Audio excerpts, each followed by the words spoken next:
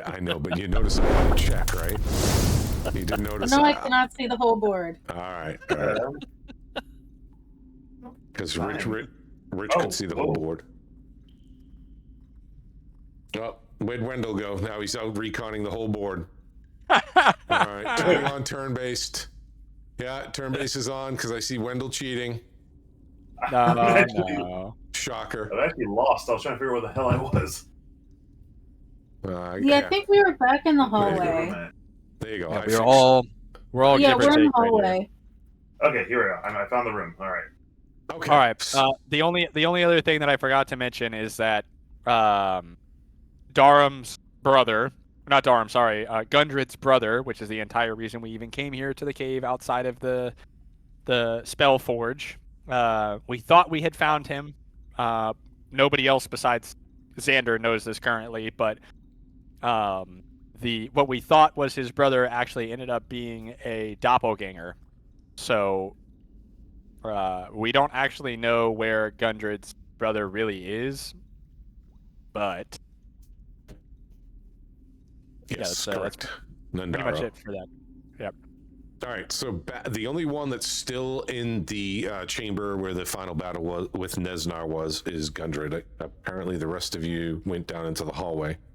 Xander is still in there, and then Drog is also still in there. Kind of like right on the. Okay. Right by those boards. So, Xander, over your left shoulder, you can see that there is a large statue. One second. Where is this thing?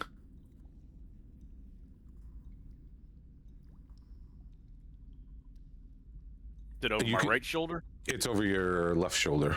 You can see a large statue up against the north wall, in between the two candles. Yep.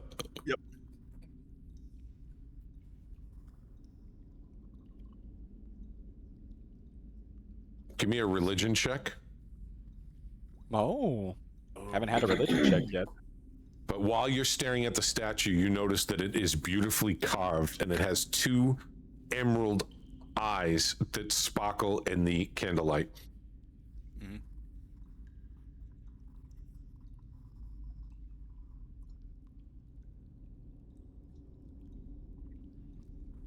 All that you know is that is a dwarf. You do not know who that depicts. Okay. Is there anything on this table, scrolls or these books? Do I recognize any writing? So those are all burnt. Those are all burnt, singed beyond reading from the fireball. That's right. That's right. Lying next to Neznar is his spider stave. His clothing is badly singed, and his cloak is tattered and torn.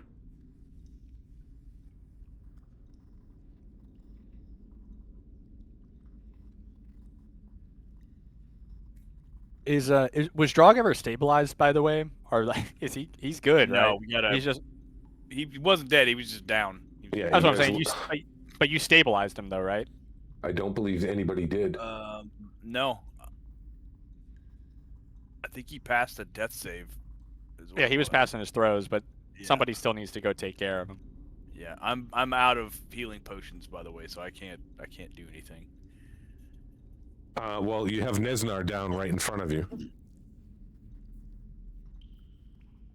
Yeah, there's bodies all over the place. You can loot bodies, yeah. see if there's maybe something. Let me go over here and search him. So when you say him, who's him? Who are you searching? Neznar. Okay, you begin to rifle through his clothing when you notice that there's something special about his cape. It's purple and black in color, and it seems to be shimmering, and it has a spider clasp around the neck. And it also has silver trim. Mm-hmm.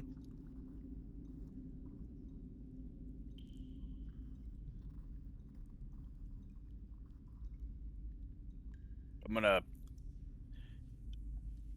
gonna let Lyra take a look at that when she can.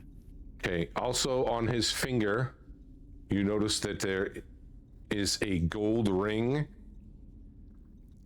with a purplish looking ornate carvings on it. Very, very fine. It almost looks like a brain, but it's purple. Okay, so I guess I'm gonna act like fuck. I'm gonna act like Xander called me over. And Okay. then daddle. Is that all he had on him, Kev? Well, so don't make. I don't want to have to extract. Just kind of tell me what you're doing, like exactly. If you were like searching, conducting a pat frisk of somebody, right? Like, okay, I'm searching Yeah. your show. So go ahead. Yeah, I'm just kind of like, he's on his. I think he's on his stomach right now. Wait, Wendell, where the fuck is? Yeah, I'm Table. checking his, checking his pockets, checking his belt, the tops of his Oh, there boots, he stuff goes. like that. And then I roll him over after taking this cape and this ring off and kind of set him to the side, and I start checking this front side as well. Okay, you see that he has a small, blackish gray leather pouch on his waist. And if if you're kind getting of those undo two, the, go ahead, I'm sir. kind of undoing the string that holds it closed and rifling through it and see what's in there. You open it up and you stick your hand in there, and your hand just goes all the way in. You can't grab anything. I can't grab anything. Nope. It's like an endless hole. Give me a Arcana check. All right. It's Mary Poppins' bag, okay? Yeah. So after you fish your hand around, you can tell that this bag seems to go deeper than what's possible. You stick your arm in all the way up to your elbow and still fish around. Inside you find a small glass bottle with a cork stopper, and you can tell by just feeling it. But as you produce this bottle, you realize that what you've discovered is a portable hole.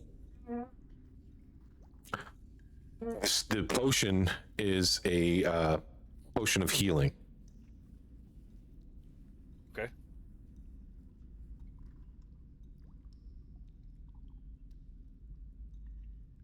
Lyra, if you can give me an Arcana check, you're going to examine the ring and the cloak that Oh yeah, sorry. Xander handed you.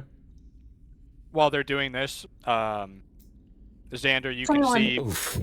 you can see as like while you're rifling through, you look up. I walk back into the chamber with Sildar in a fireman's carry, since he's still unconscious from all of the grievous damage that he took and the results of the revivify spell. I'm tending to him as he leans up against the pillar on the east side, right next to the opening of this chamber. Lyra, you pick up the cloak, and you can tell that it's exquisitely made. The blackish purple color of the material is expertly woven in a manner that is not common topside. You know that this was crafted in the Underdark. The bottom of the cloak looks like it's shaped to appear to be almost bat-like in nature, and then there are fine edges made of a brilliant silver. You know this after close examination. You know that this is a mantle of spell resistance. Oh. Next, you pick up the ring that Xander gave you. You can see that it's made of a yellowish colored gold metal.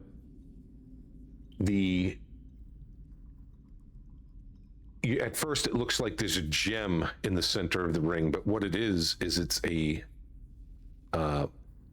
bit of metal that you're unfamiliar with. It's purple in color, but it also shines. But it looks like it is depicting a brain, and you know that this is a ring of mind shielding. Oh shit. Oh fuck.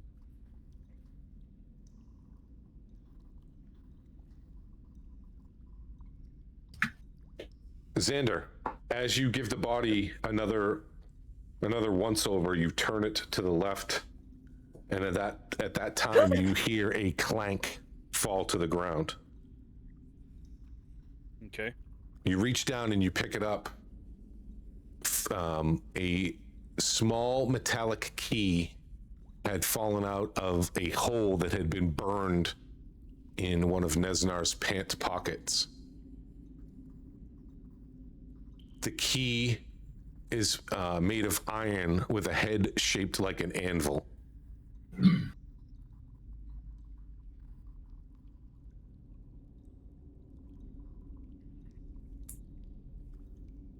All right. Have we seen that? Have we seen that logo at all since we've been down here? I don't remember. The anvil looks like the anvil directly behind you on the statue. So this statue isn't exactly representative, but he's holding a big mace, and it's resting on top of an anvil. That anvil looks very similar to the one on the statue directly behind you.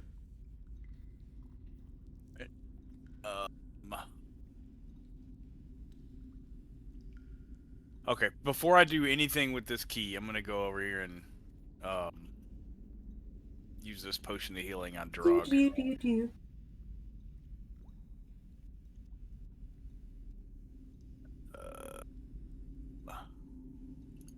It would be awesome if our characters had background music when we move. Right, and is that a D4 Cav when I use this?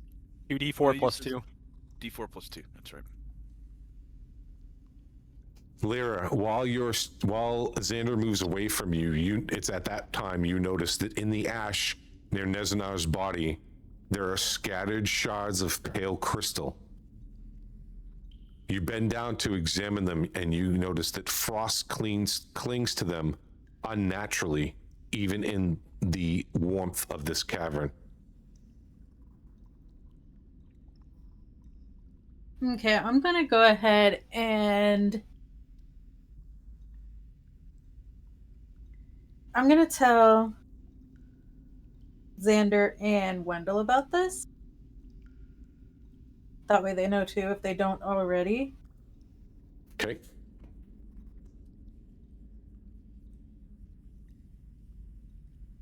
And sorry, you said it was crystal and what now?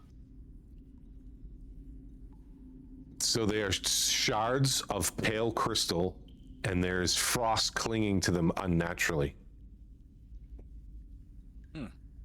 Kind of like you go out on a cold day and there's frost on your car. Yeah, I'm trying. Am I able like to that. do maybe? Hang on, I'm trying to figure out what might be the best course of action because I want to do an investigation check, but I'm trying to think if there's maybe a better check to do for a situation like. Because I know that there's detect magic, but I don't want to burn a spell slot to figure it out. You know what I'm saying? Mm-hmm. Well, I believe you have a free use of your detect magic because of your race, right? Or something similar to that.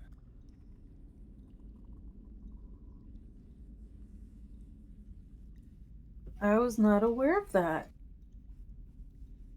What'd you roll for healing on the wolf, Rich? 5. So 7. He's back up with 7 hit points. Yep. Good. I don't see an extra,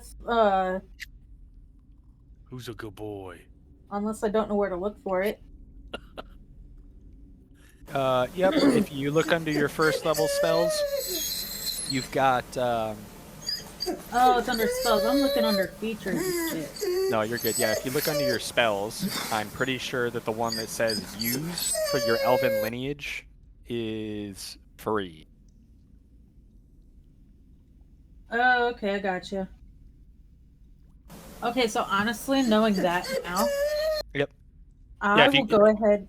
What's Yeah, if up? you go Sorry. to your if you go to your features and traits under elven lineage spells, you have 1 free use of Detect Magic and 1 free use of Misty Step every single long rest. Huh. Yeah, that's the kind of stuff I'm still trying to understand. I'll get there though. But yeah, knowing that now, can I just go ahead and cast Detect Magic on these shards of crystal with the frost to try and see if any type of magic is making this happen? Yes, you begin And the it- words of the spell and you utter them, and when you do, the shards start to glow, indicating that they are indeed magical. Also, roll an Arcana check, please. Hold, please. Can 17. You know that these are spell components that were probably utilized by that kobold, but these spell components seem to be unique. They're not generic spell components utilized, but they were probably utilized with that blue glowing portal that was on that dais right where Nesnar was. Okay.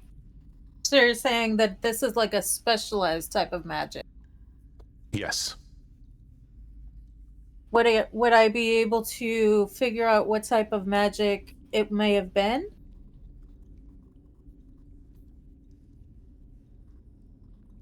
I believe. Hold on one second.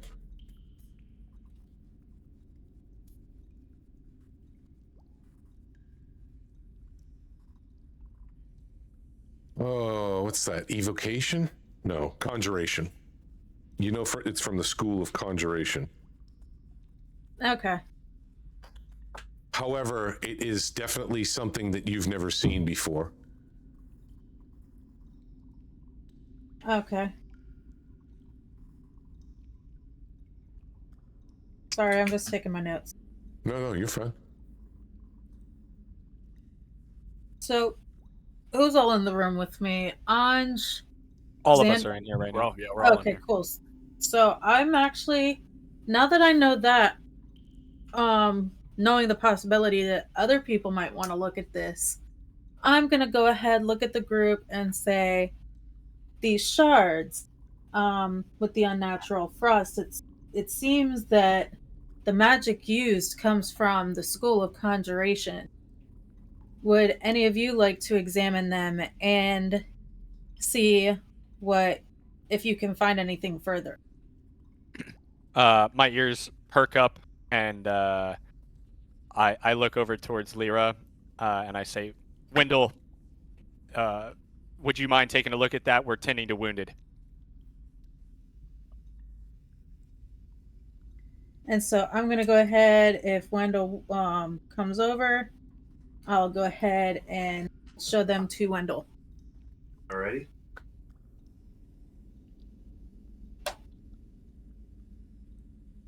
Wendell, roll an Arcana. He's like, yeah. Alrighty. No, actually, yeah, roll an Arcana first. Sorry. Hold. Holding. Holding. Holding. Holding. I was about to say, if you're the only one. I was about to say, are we not all going to And- say it? Arcana. Yes. Yes. Solid. You concur with what Lara told you, that they are indeed from the school of conjuration. However, there's something strange about these, something odd. The frost does not feel normal to you. Roll a nature check. Ooh. Nature. Oh, 10. Trash. You know that this frost is definitely not magical, but somehow linked to some type of other conjuration, that this is being willed into existence by a powerful magic user.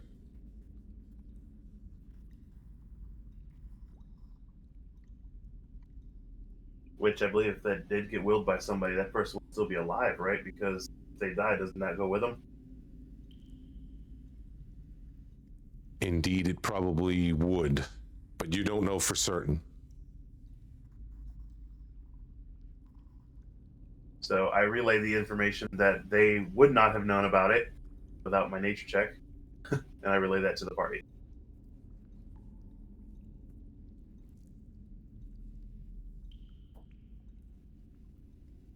I'll let you- Go ahead. Yeah, I was gonna say, why don't you go ahead and, like, in character, just go ahead and tell us. All right. All right. So the Lyra sees this as a magical artifact. I see there's some more natural artifacts properties that go with this. It's almost as if this was made by someone else, someone out there that might have gifted this before, and under his influence, this was crafted. I look over to Wendell and I give him a nod of acknowledgement as I finish tying the last couple bandages around Sildar's limb and stand. And then I'm going to take a step over and also take a look at these shards, dropping down to one knee and picking one up with my hand. As you pick one up, you notice that it is cool to the touch when it shouldn't be cool. It seems to be radiating a bit of coldness that is unnatural in the current climate. Also, it's been several minutes since the kobold utilized this to cast that portal. It's unnatural that the cold is still lingering.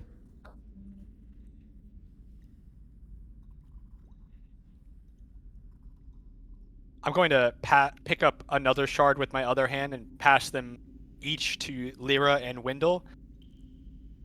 Take a feel of these shards. They're quite cool. However, we've been finished with this combat for many minutes now. This is not right.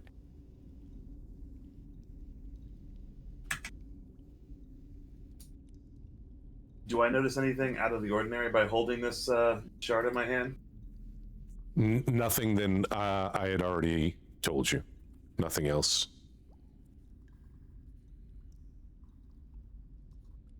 I'm going to ask the same question. Do I feel anything, sense anything from holding it? You can tell nothing further other than it's cool to the touch, like Anj said. And how long ago in game minutes did the battle end? Oh, probably 5 or 10, what? maybe, right? Yeah, 5 minutes. I'd say about Yeah. anywhere between 5 to 10. So. Okay, so holding it in my hand, I'm gonna look at Anj and I'm going to ask him, why do you suppose they're still so cool after this long? It's hard to say when it comes to magic. Even my knowledge of it is that which I've been granted, not necessarily that which I've learned. It would be hard for me to say. You think anybody in Fandolin would be able to give us more insight into this? So who's still Perhaps. holding the crystals? Anj, Lyra, So, and Yeah, We're all Wendell? holding a piece. Yeah, Okay. I've passed them both one, and I picked up another one. Yeah, the three All right, of the us. three of you roll a 1d4. Rolling. Hold, please. I rolled a 2. Awesome. 3. So, Uno. Wendell, while you're standing around listening and you guys are discussing, after about 30 seconds, you can tell that the shard is getting warmer. Some of the coldness is starting to fade. Anj, it takes about 2 minutes for your shard to kind of become inert and you don't feel anything anymore, and the frost starts to dissipate. Lyra, yours holds on the longest, and after about 3 minutes, yours too becomes room temperature. You don't know if it was from holding it or if the magic had just dissipated over time. Okay, so saying this, are there any shards left that have not been touched? You look around on the floor and you see that there are some very, very small flakes, it looks like, on the ground. Would I be able to take some of those and put them in? Shit. These are. I want to take some samples of it, but I don't know what to put it in. You've got like used potion bottles and stuff, right? You could just say you're putting it in a used potion bottle.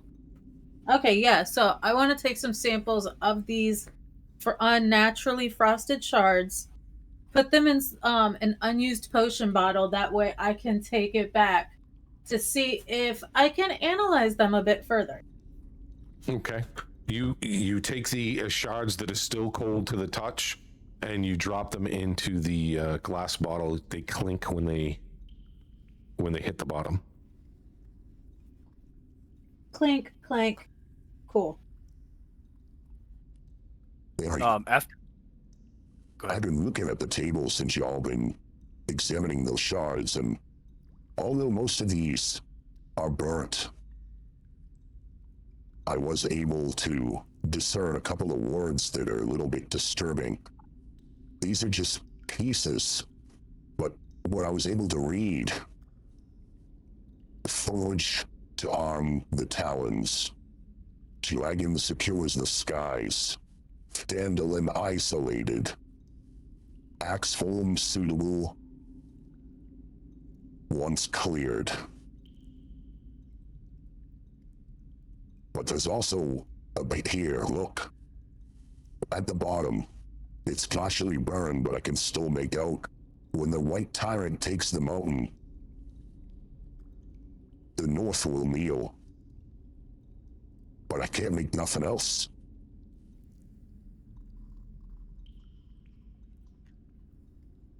I will, I circle around to the other side of the table, standing next to Darum. Sorry, not Darum, Gundred. A little too soon to be talking about Darum. My bad. And I'm looking over his shoulders with a look of concern as well on my face. And I look to the rest of the group and say, we must finish in this room, find the spell forge, get back to Phandalin. Agreed. Absolutely. I concur. Cav, I'm coming back over to Nesnar. And that portable hole pouch that you said he had, I'm gonna pull that off of his belt and stick it in my pack. Okay. Well, actually, let me back up. Do I get a sense of of danger with this thing at all?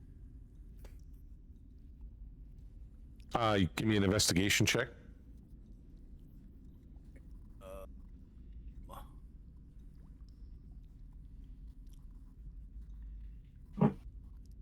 No. Hey, you really know- quick. So I know this sounds like a really weird question, but for the sake of my inventory, how much does that sample of shards weigh? We don't worry about encumbrance. Don't worry about it. Yeah, there's no Okay, encumbrance, cool. but I'd say it's probably about 6 to 8 ounces. They're very, very thin flakes, almost like chipped ice, I would say. Consistency of chipped ice. Rich, you and Xander, you get the no feeling of dread or anything. It just seems to be a magic item. Okay. All right. Cool. However, Thanks, by the give me a Constitution save.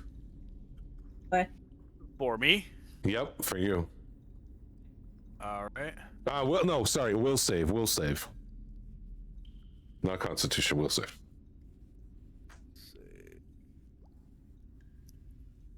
I don't think I've had to do one of those yet. Where Yeah, is that which one at? is that? Strength, Dex, Con, Wisdom. Intelligence? Wisdom. Yeah, there you go. Wisdom. Okay. Ooh. While you're examining the pouch, you look over, and that green gleam in the eye of the statue just seems very tempting.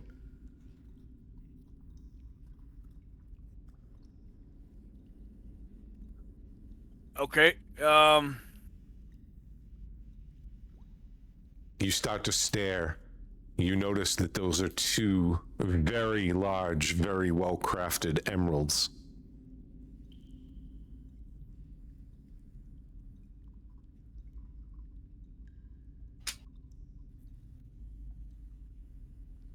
I'm gonna walk up to the face of the statue and I'm gonna start looking around, like, you know, from his head to like the bottom of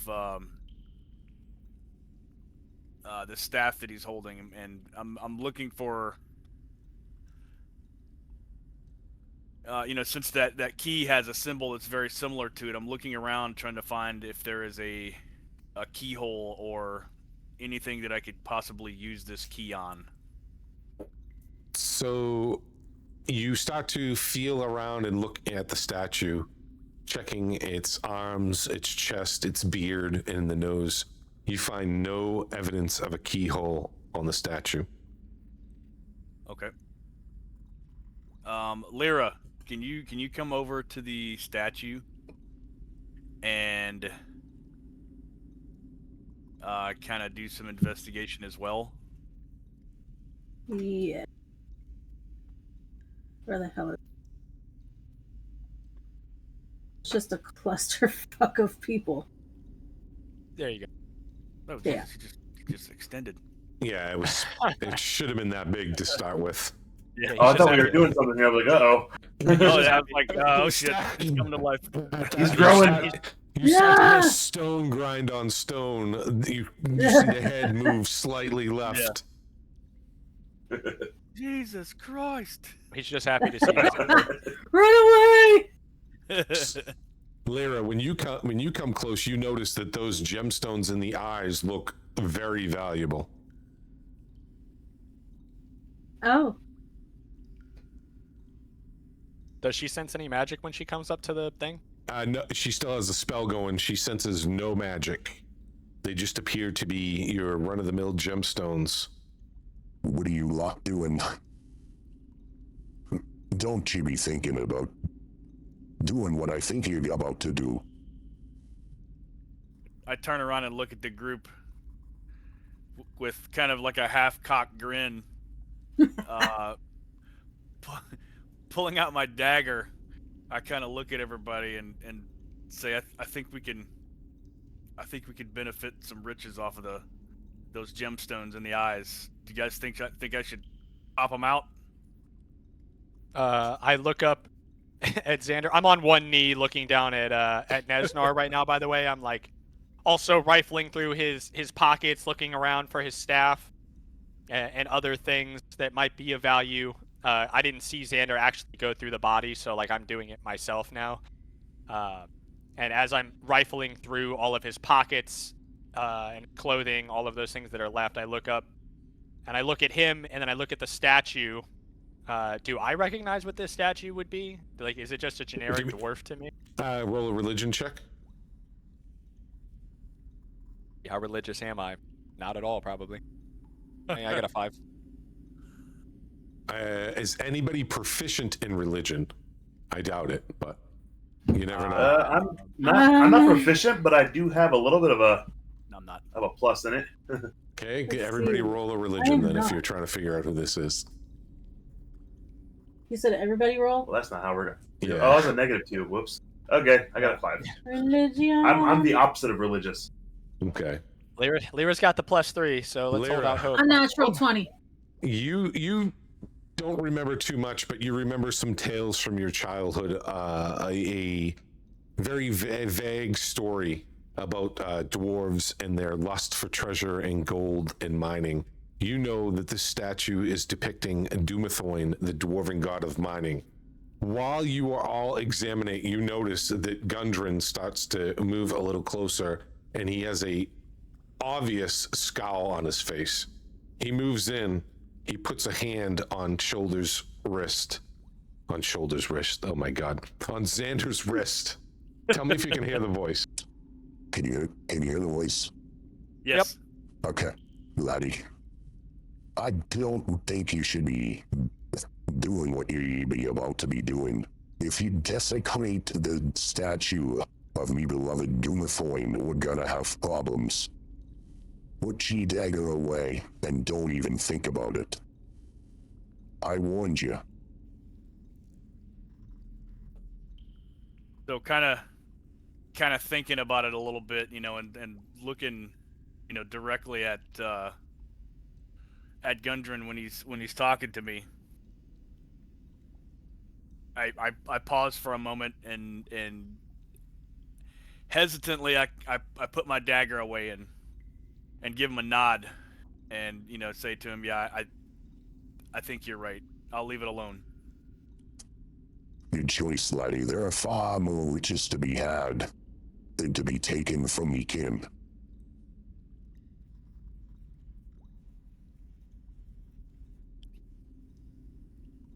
All right, I'm gonna move back over here to Drog Is there anything remaining on the body of before I Nesnar, start or is he, getting greedy. or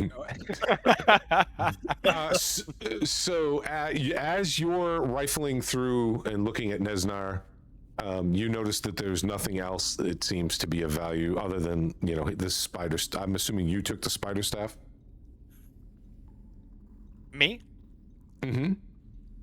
Oh, I don't think anybody's taken it yet. If it's Oh, still then there, I'll that- yeah. That's still at his No. side. Nobody's picked that up. All I grabbed was that, you know, The key. that endless pocket and the Yeah. key. Wait, I didn't hear nothing about a staff. What did you hear? Do I? So there's a ring. So Lyra still has the ring of mind shielding, and she also has the mantle of spell And- resistance. Rich got whatever that giant pouch is. That's small, Yeah. but also giant pouch. And Portable I'm hole. the portable hole. And then, do I sense anything evil about this staff rather? No, but Lyra notices that it is glowing. It is definitely magical. Well, I don't know that, but I'm gonna pick it up regardless and inspect it to see if there's anything that stands out to me. You I inspected thought it. I thought I relayed that to the group. Not about the staff. Oh fuck. I think you were just looking at the ring and that cape. Yeah. Yep. So you notice that it's made of almost like some type of onyx or obsidian. It's exquisitely crafted.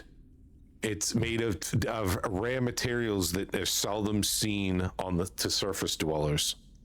It's very smooth to the touch with almost a cool sensation. Not like the shards, but just cool to the touch.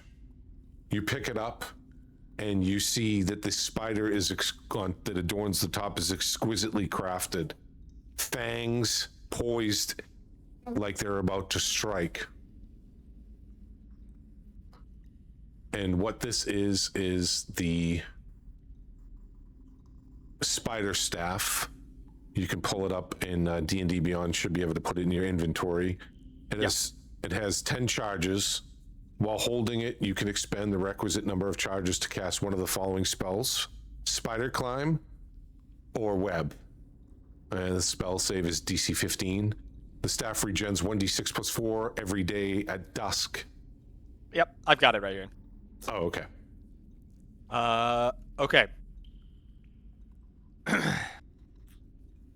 Also, if you use it to strike somebody, it'll do an extra 1d6 damage on hit if you use it as a weapon attack. Yeah, poison. Got it. Yeah. Okay.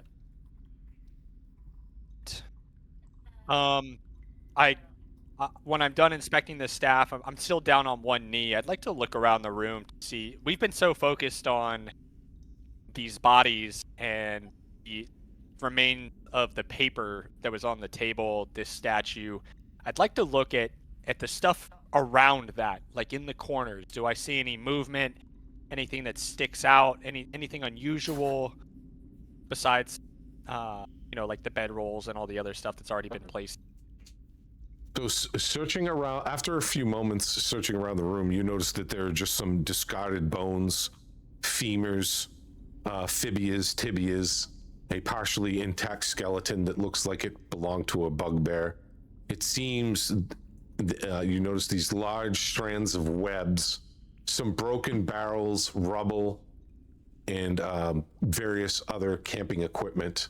Nothing of value, and also it seems that Nesnar was feeding his pet spider here for quite some time, given the age of the bones. Okay. You take his shoes? Probably not. Oh, As I'm walking around, I'm assuming I spot these packs sitting here in the corner. Is that accurate, or? Yeah. Okay. I'm going to call for Wendell. Wendell, come over here for a moment. There's some packs that might have some useful supplies, ration, like. Let's take a look.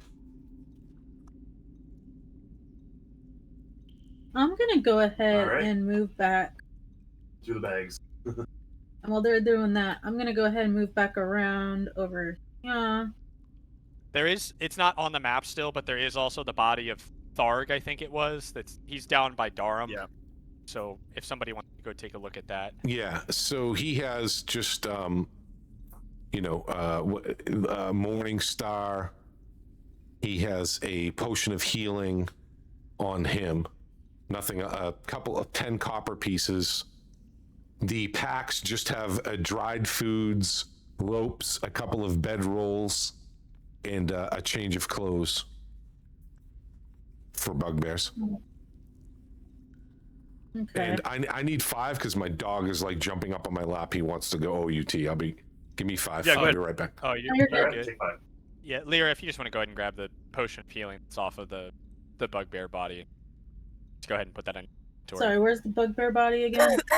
He's Oh. way Down the hall. he's way down here. He died over by where Darum and the spider giant died. I had to jump over him to get to Sildar earlier, so you can just snag it up. He's not physically there on the game. I think his body got deleted, but he's right here. Gotcha.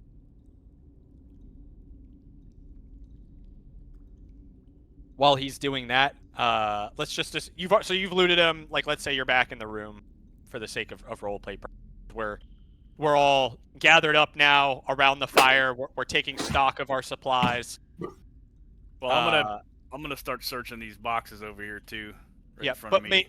moral of the story, we're all Once we back get back. together. We're all Yeah, yeah. around each other. I'm So, gonna look. guys, Yeah, while you guys are all doing your individual things, Wendell, you're starting to rifle through the packs over there. Lyra, you're returning with the supplies off the body in the hallway. Xander, you're starting to pry open crates in the corner there. I'm going to look to the group and say, all right, we've been here for long enough. I think it's time we take stock of our supplies, figure out what we found on the bodies, reallocate resources as needed, get ready to move. There's some things that concern me. We have one man that's down and can't move on his own. And then I point to Sildar, Lyra, who's right next to you. We're going to have to move him, and that means one of us will be unable to fight effectively. We can't spend too much more time here. We're starting to run low on potion spells. Did anybody find anything of importance here on the bodies, or any supplies that might be important for the rest of our time here in the cave?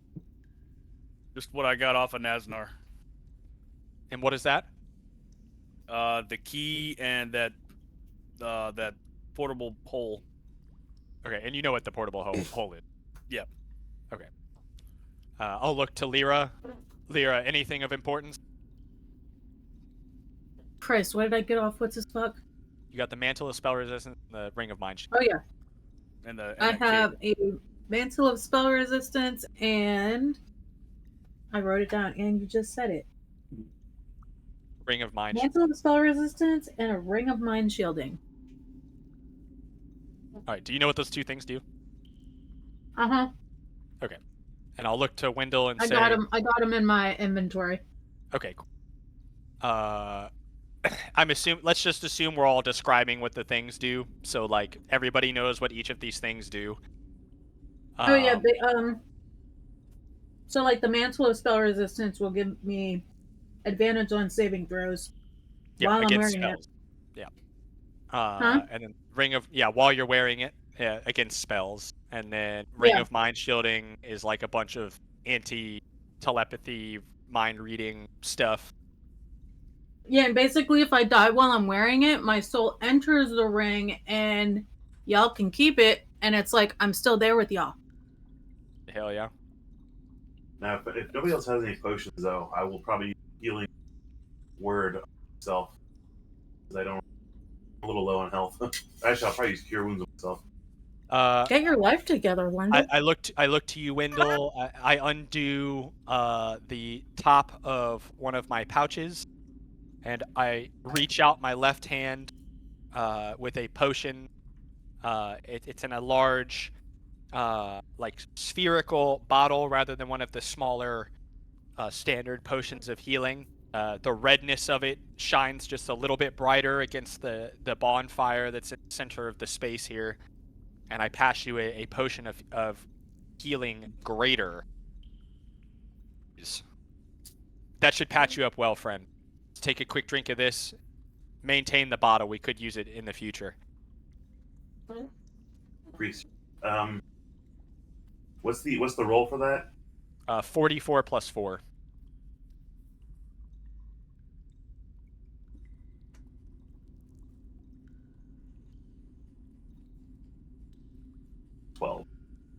That's pretty average. Cool. 12 is better than nothing. We'll take it. Yeah, right. Oh, that's very. That puts me at 1/3 health to 2/3 health. Now that we've spent all of our time explaining the things to each other that all of the things do, I will now tell everybody I have found the staff that Nesnar was using. It's known as the Spider Staff. I've heard about it in tales during my travel. It allows extra uses of web and spider climb. Potentially can do some more damage when striking a foe in melee combat. I'll look to Lyra and tell her, between the two of us, I think it might be better used in my care. Okay. And then I'll tell Lyra, you have again? I forgot all your stuff. Damn. What are you trying to figure out? I'll look over it, or I'll maintain that eye contact with you, and say that Mantle of Spell Resistance could be used between any of the 3 spellcasters. I'll leave it to you if you'd rather keep it or give it to Wendell or myself. But either way, I think that Ring of Mind Shielding would be good for you to. Huh. So. Shit. I do have a question about the Ring of Mind Shielding. That Yeah. The very last sentence on the description of it is that it killed the soul of the previously wielded carrier. Yeah. So that I don't know if that's going to be lore for this, but that might be a thing to keep an eye on. Yeah, that was the thing I was concerned about as well. Do we know the previous owners, and is their soul attached to the ring? I mean, That was a good question. We're gonna have Nesnar come out of the ring and say, hey, you. that is actually so true. I did not think about that. Maybe Lyra has Nesnar in her consciousness now as she wears the ring. Oh Jesus fuck! Don't put that on me. So it does say if you die while wearing the ring, your soul enters it unless it already houses a soul. So you don't know. Yeah. So we don't know if it's Nesnar or maybe the person Nesnar killed to get it. Exactly. Well, it's up to the soul that's in the ring if they want to remain, though. You can remain in the ring or depart for the afterlife. As long as your soul is in the ring, you can telepathically communicate with any creature wearing it. So that's a mystery. We might need to take it to a priest to be looked over. That might be our best way to find water out. on this bitch. Need to have an exorcism. Look, But I yeah, don't Lyra, mean to interrupt you all, but while you all are... I appreciate everything you've done, but don't forget me, brother. We still need to find me, brother. Also, really quick. Yeah. Oh, sorry. No, you're good. Good. No, I was gonna say since we have to move, Is he down still? Or yeah, since we have to what's move his status? Sildar, Remember, I was Lyra, wondering. you told us that Sildar was alive, but that he had fallen back unconscious after the shock of the revivify. Okay. So since we have to move Sildar, right? Would it be wise to take one of the bedrolls or something and make like a makeshift hammock or something? You're gonna drag him behind you? Yeah, that way we're not necessarily because I mean, you got this earlier. rope here in this bag. Yeah, it works. Well, earlier, Anj was saying something along the lines of it would essentially take one person out of combat situations, so we would lose their strength and their abilities.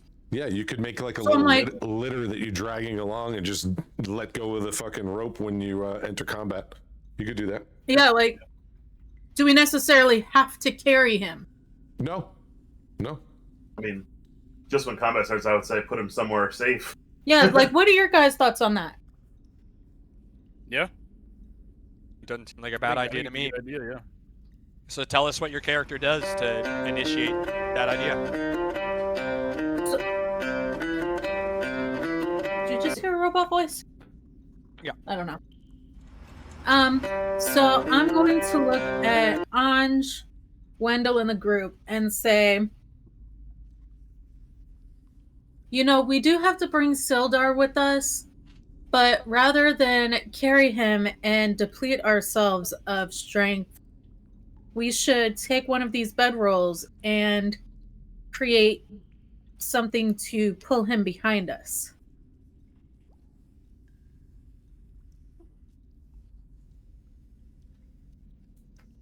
I nod my head and I start looking around the room for things that could be used to make this makeshift litter. I'll look at the group and I'll tell them things like blankets, rope, pillows if you want. I guess one pillow is necessary. I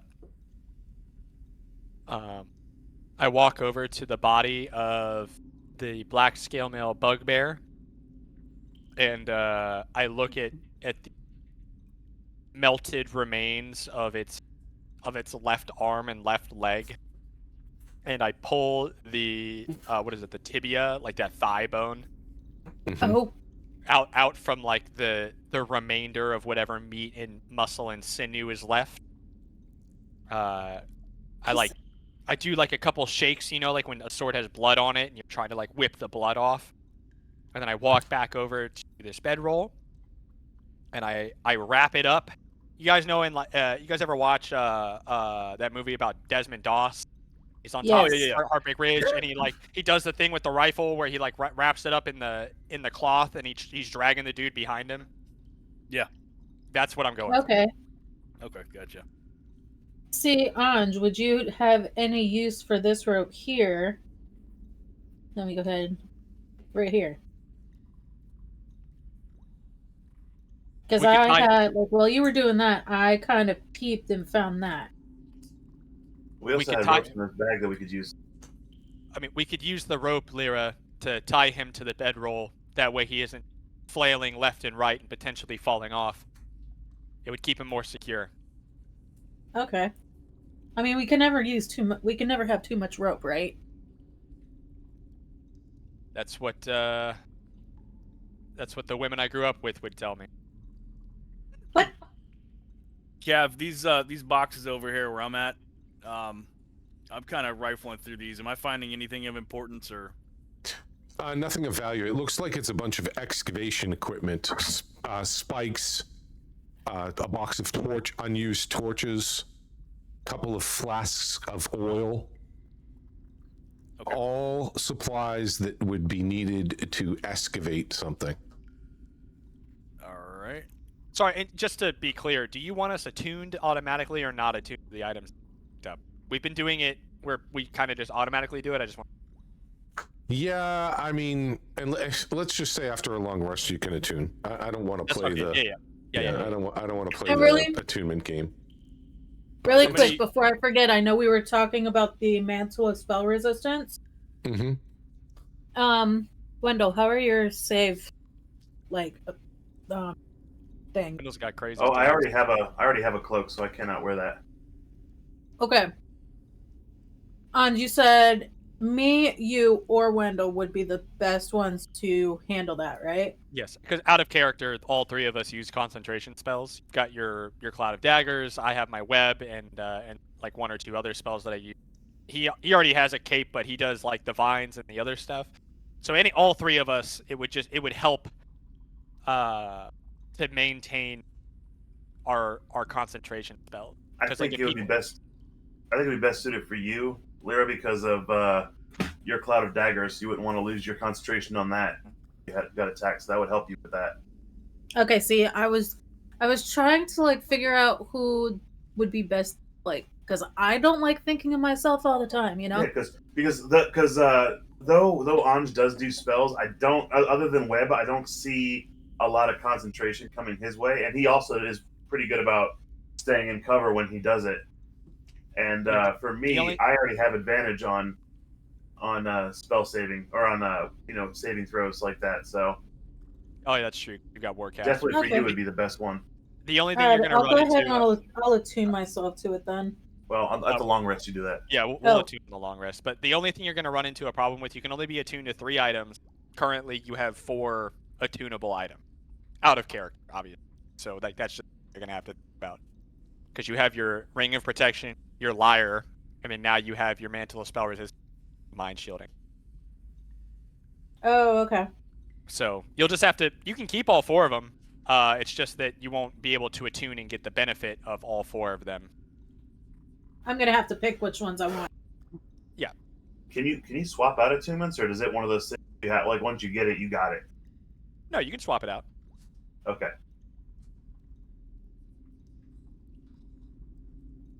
Sorry, go ahead. Xander, you take one last look over your left shoulder, eyeing the green gem, and you notice that Gundren looks up at you and gives you a scowl. You give him a wink and then continue to move forward. All right. It's at that point that you remember you had almost forgotten with all the excitement from combat, but that door in the hallway was locked. That sparks a curiosity. Yep. I- Myself and Drog, we're gonna push up to that door.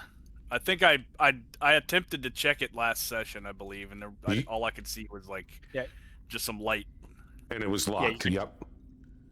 And then we heard the people talking in the room, so we just moved past it. Yep. I now have Sildar on this bedroll. I've tied him up, and I'm following behind with Sildar dragging behind. You guys don't have to move him. When it comes to a point where we need him in the story, well, I can move him. If it's too much I of was a about bother. to say in Yeah, game, I'll just- in I'll just- character, I'll go ahead and like grab his. Yeah, don't worry about. Those are just the minis of placeholders. You walk up to the door, Rich and Xander, and you produce the key, the large, thick iron key. You look down at the teeth. It only has 3 large teeth. You look over and look at the keyhole, and you are pretty sure that this is the key for this door. Okay. I'm gonna turn and tell the group. This key looks like it goes into this door. Are you guys ready? I give a nod. I give a Alright. thumbs up. I'm up behind you, so in case it happens, we can be ready for combat. I insert the key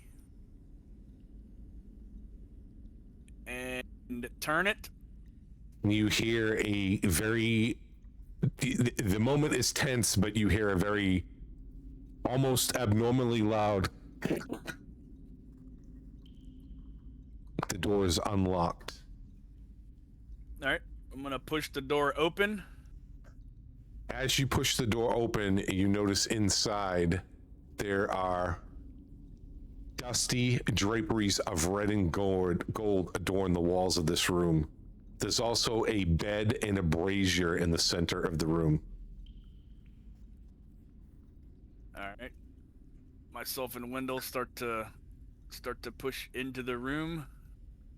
I just move past with Sildar, and I'm just standing by outside while they do their thing.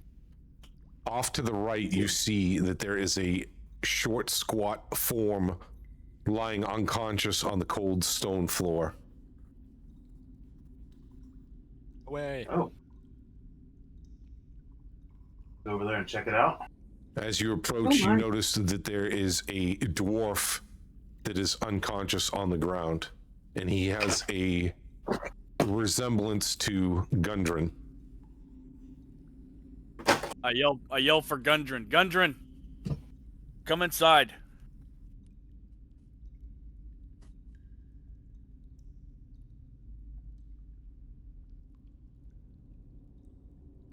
What is it, lad?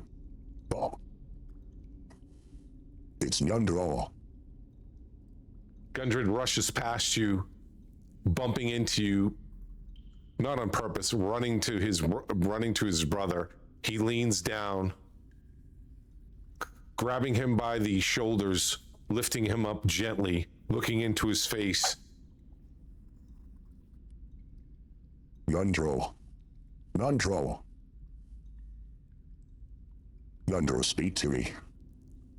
Oh. He looks over his left shoulder. He's breathing. He's breathing. It's at that moment he reaches down to his waist, produces a small vial, pops the lid off, holds his brother's head gently, and pours the red liquid into his brother's mouth.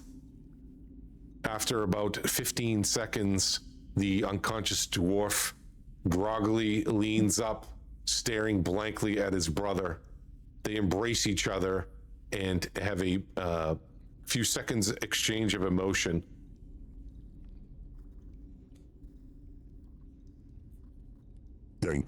Thank by Mordin's beard, thank goodness you're alive.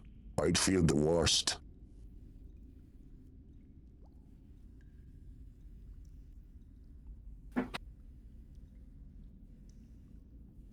Xander, you overhear Nundro telling Gundred that the spider kept him alive, kept torturing him and interrogating him every day since he's been captured.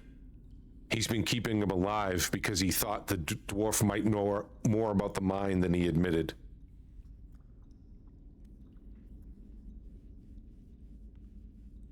Putting my kind of coming over between them and putting my hands on each one of their shoulders, basically telling them, hey, I'm glad we found you, and I'm glad you guys are back together, but we need to get out of here. Nundro thanks you and begins to, tears coming down his face, he begins to embrace Gundred, who also prompts him and tells him that the group is right. We have to finish. We have to push forward. Wendell, as you're staring at that desk, you notice a black leather sack on top of that table. All right. I'm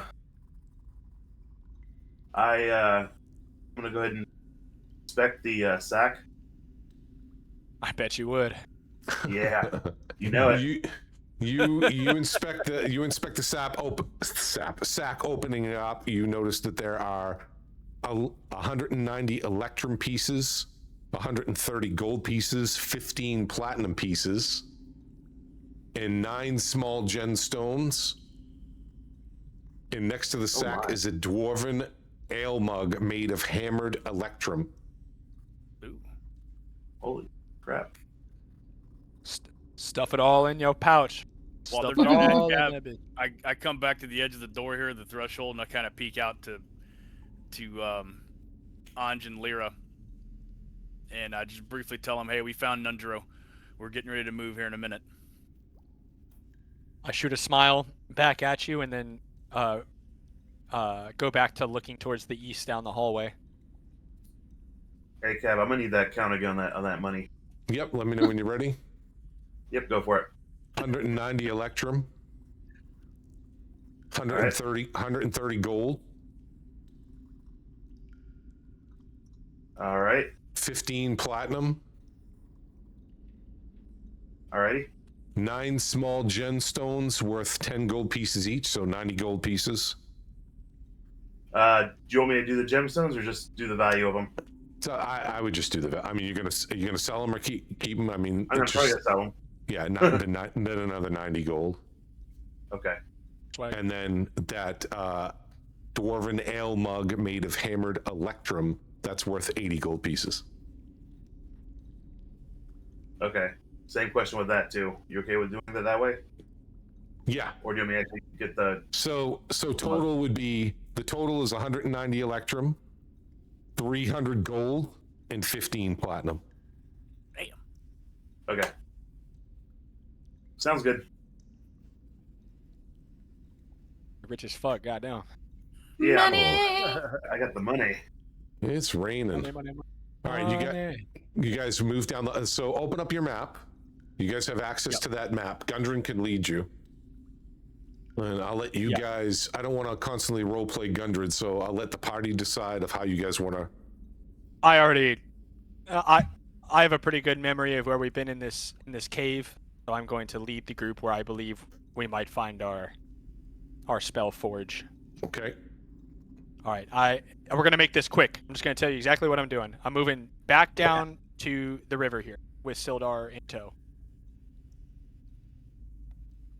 So the ropes are still in place where the bugbears were down at the bottom, so you guys can use those to climb. Wait, we're climbing down? No, Yes. we're not climbing down. We are. Just gotta No, follow. fuck. Sildar's unconscious. How the fuck are we gonna get him down or across this river? I didn't even think Oh, about I that. know. I know how you can do it. I have a Don't. pretty good idea. I can pick him up and jump across. Well, we do have My boots. certain character with a lyre that do levitation. This is true. She's not I didn't attuned think to the about lyre. using it that way. She's not attuned to it. She can't use it. Yeah, that's right. I'm not attuned. Oh, we didn't have a long rest since the last time? Wait. I thought Oh I no, was we did. attuned We did to long it. rest. Yeah, we did long rest. You're so right. Hang on. No, she said Yeah, that I'm thing for a attuned to minute. it. I thought I was about to say what? My bad. My I bad. didn't know. I didn't think about using it that way, but yes, I will totally be willing to do that. I mean, other than that, we can just throw him over the ledge and hope for the best. Thomas, Yeah, you got 10 feet. levitate.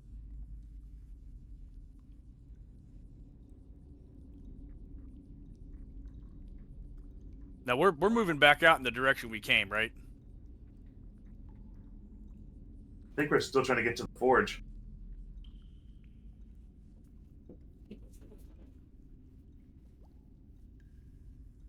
Yeah, we're trying to look for the spell forge. We're moving across though. As we come down, I point across to the other side of this river, and I say, "We must get across." But I don't know how we're going to move Sildar. And I look to the group for an answer. I don't have one.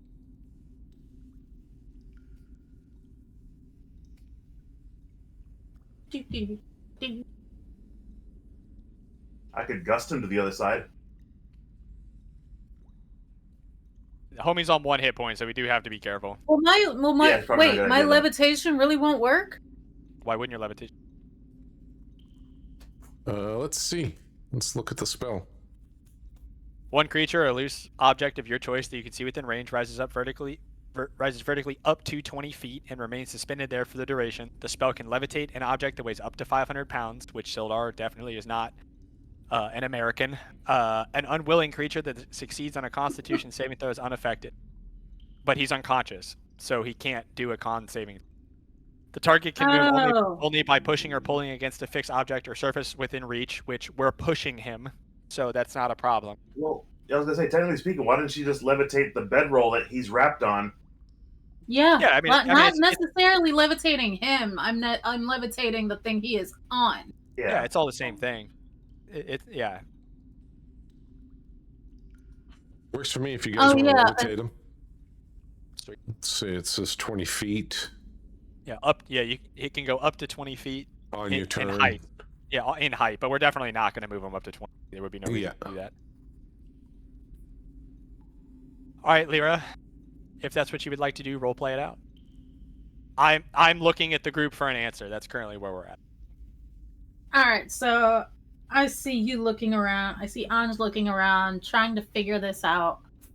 I raise a finger like I have a light bulb moment, and I say, Anj, what about my lyre? What if I were to say levitate him across rather than why do I got a little fucking thing? Oh. That's what you said. You had a light bulb moment. Oh, okay. I didn't get it. I thought I was having a glitch. But yeah, I will say, what if we were to levitate him across the water and gently set him back down while we make our way before we make our way across? I look at Lyra with a look of like surprise, and I say, "You can do that?" The only one that knows in character what your lyre does is.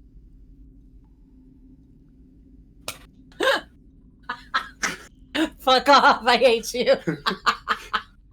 Sorry, Thomas just showed me something. But I'm going to look at Anj and be like, indeed, I can. With the help of my lyre, I can levitate him to where we need him to be. I shoot a smile at you and I say, "Please be my guest." And then I like step back and do like the two hands like out. You know, like when people are kind of like showing the way, but like I'm just holding them out towards Sildar. Okay, so where's Sildar at? He's like right here by the water. I haven't moved him. Okay, hang on. We're going over here, correct? We're going to the other side. No, we're going here. Okay. All right, so I'm gonna come over by the water. I'm gonna pull up my lyre, and I'm going to play my tune to make him levitate.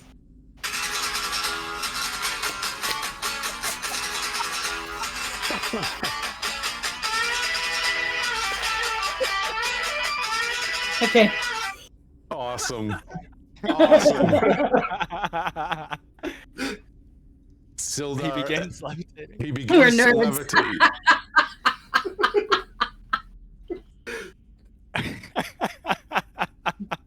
Were you actually able to hear that? Yeah, it's Yeah, actually yeah. pretty good. It was awesome. I look in shock as Sildar begins to levitate after your rock and roll performance. Oh yeah. I jump across to the other side. Woo! And I say, "Push him across to me." And so I gently use my pushing ability to push him across. Oh, I can move him. Cool. He begins to drift across, and as he gets closer to me, I grab on to the cape. He's being glitchy. Yeah, Like a it's seizure. alright. I grab onto the cape that's sticking out from the side of the bedroll, and I pull him to my side. And as soon as I have him safely and firmly on my side, I say, "All right, come across. We have to find the Spellforge." Real quick, not to break any immersion for you guys or anything, but I just read, as I'm learning as we go too, the duration is up to 10 minutes.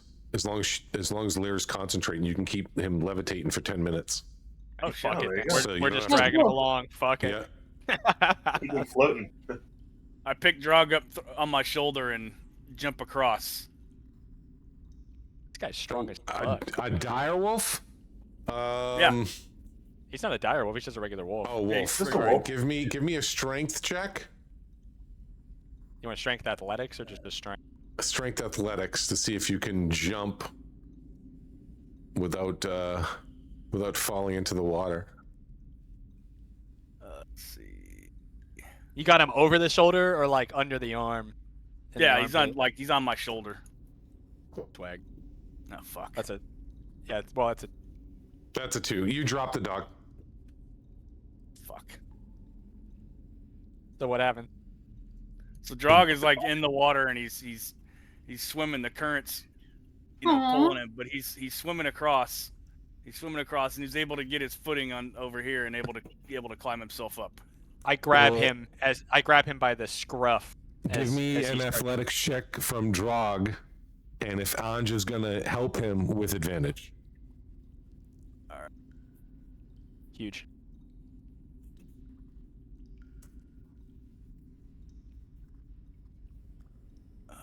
God damn it. It'll just be a +2, d20 +2 There it is. with advantage. You said a D20 plus 2. Yeah, you can just roll with advantage. So just roll 2d20 and then add 2 to both of the rolls.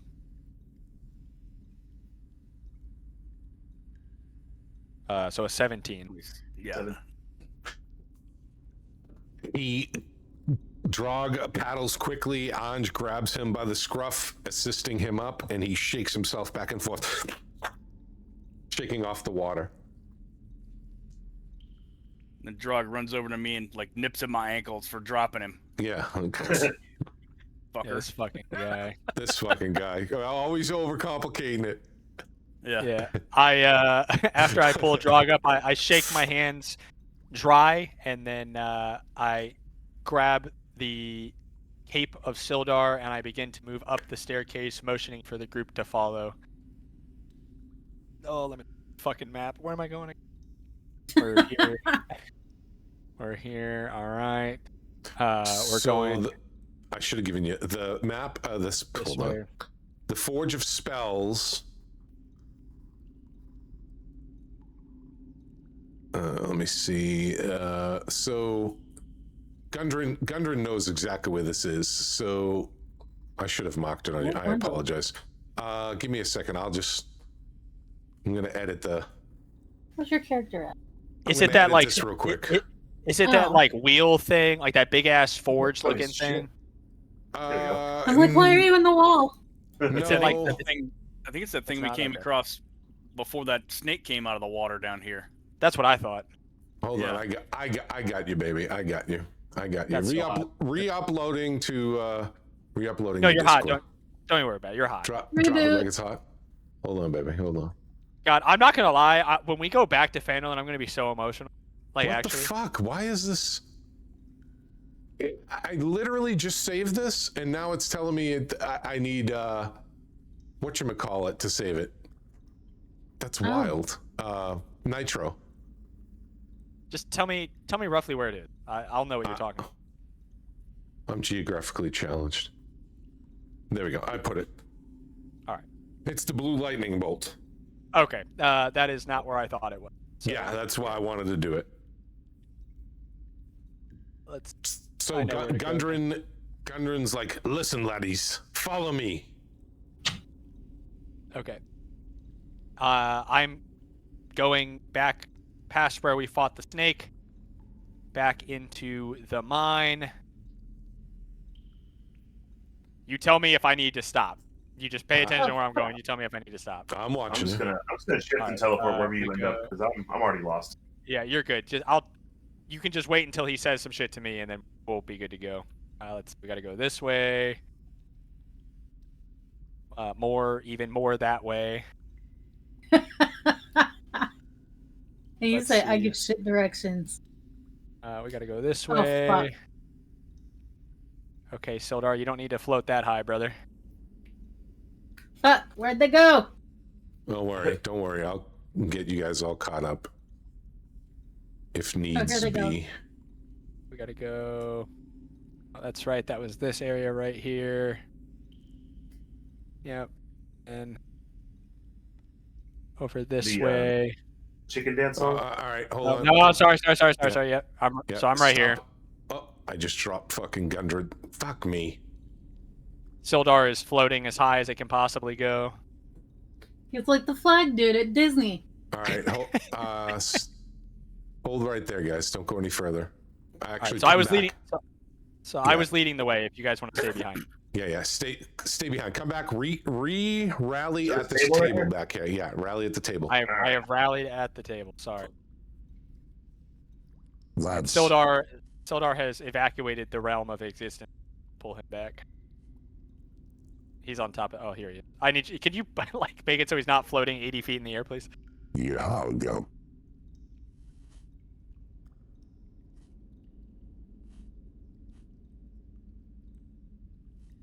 All right.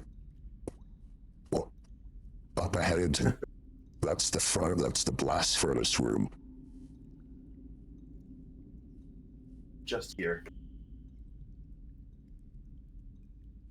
What is the blast furnace room used for? It's a mechanical bellows that was powered by a water wheel. You guys recall back to earlier in the day that I believe Xander reconned it. It was a blast furnace and a mechanical bellows powered by a water wheel dominate this large chamber. The furnace is cold and dark, but heaps of coal are piled nearby, along with carts filled with unrefined ore. Xander also noticed that there was more than a dozen withered corpses scattered around the room. Individuals still wearing remnants of armor. Interesting. And I believe, Xander, didn't you see a walking corpse? I saw a couple of figures walking around. I couldn't tell exactly what they were, but they were dark, shadowy figures. Yeah, he relayed that to the group too, if I remember correctly. Yeah. Yes. Yeah, we decided to go the other way. Yes. Okay. I look back at the group and say, this is the only way that Gundred has been able to tell me to get over here safely. We know that there's corpses up ahead, walking corpses. We're going to have to fight our way through. Stick together, use your resources appropriately, and we can all get out of this alive. I look at Gundren and Nundro, and I say, Sildar won't be able to survive a combat. I need you two to protect him. And I point over in this direction to this little nook, and I say, with your lives. And I look at Gundren.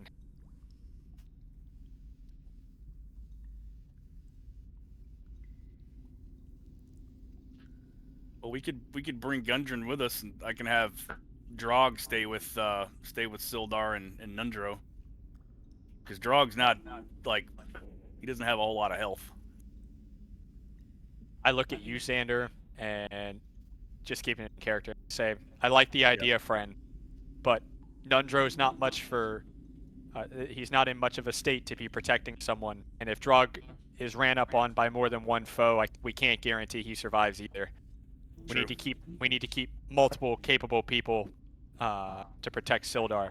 We've already used a very valuable resource to keep him alive. We can't afford to let him die now. True. And I look back at Gundren and I say, as more of a question this time, with your life.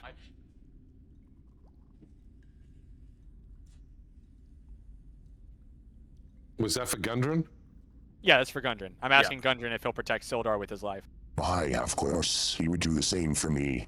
I'll protect Nundro and Sildar. With me life. Let me get his weapon and I'll tuck them both into that corner. You can count on me, friend. Please be careful. Past the furnace, the forge is to the east. Not but another 50 feet. But we don't know what lies ahead. And it makes no sense that Nesnar didn't beat us to the forge.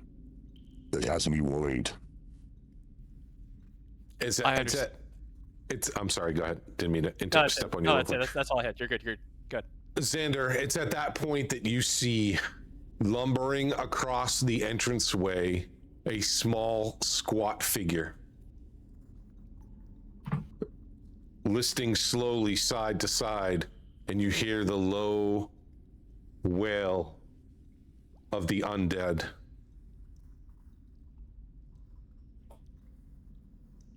Oh, Lord! Okay. Before we go into combat, I'm going to expend 3 of my sorcery point to give myself back a level 2 spell slot. And then I'm going to look at Xander as well and say, perhaps it wouldn't be such a bad idea to leave Drog here with Gundren. The more the better to protect those that are already wounded. I agree. I take a couple steps forward with an arrow knocked. I concentrate and I fire my arrow at the zombie dwarf that I'm seeing at the end of the hall. Okay. You get my shit ready. That should be advantage, I believe. Yep. If he's surprised. Well, he would be advantage either way, but Yep. Yeah, it's before combat. Here we go. So 21. it's an auto crit because he's surprised. Tell me what happens. He got his ass. So I let my arrow loose. Still concentrating on my aim. I watch this arrow sail through the air as it embeds itself into the neck and upper shoulder of the zombie dwarf at the end of the hall. And he drops dead. The torso. Then I take a knee and I have another arrow knock just in case something else comes into the hall. The squat zombie dwarf lists forward, taking 2 more steps as your arrow flies through the air, bisecting the center of his skull. It drops forward with a sickening crunch. Immediately after that, you see another zombie lumber forward, almost on the same plane as the one in front. You have a clear shot. What do you do? I'm doing the same thing. I'm engaging the second zombie dwarf. Come on, big rolls, big rolls, big rolls. Oof. Tell me how you do it. Same thing. You know, concentrating on the figures that I'm seeing at the end of the hall, I'll let my arrow loose. This one embeds itself just behind the right eye socket between his ear and his eye. We hear the thwack as the arrow hits the side of the zombie dwarf's head, and he just collapses.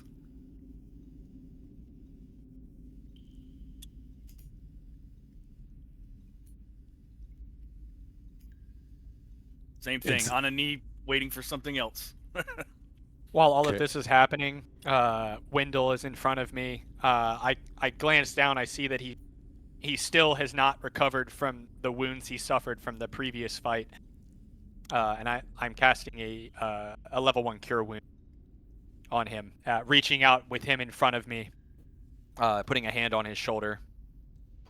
Bo still trained down the end of the hall, waiting for any other threats that may be passing. At that point you notice it.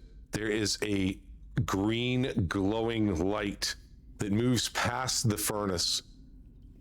It starts to get brighter and brighter.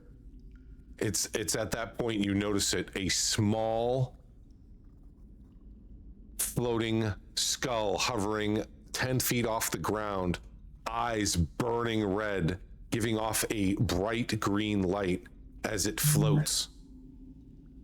As it floats past the furnace, it comes into your view. You see it directly in front of you now. You also hear lumbering of multiple feet shuffling forward.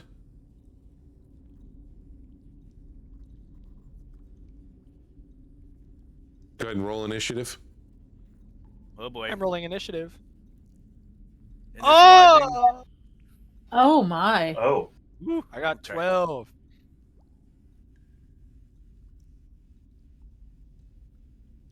on that 20.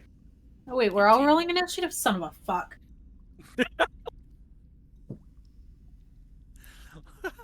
5. Eat shit.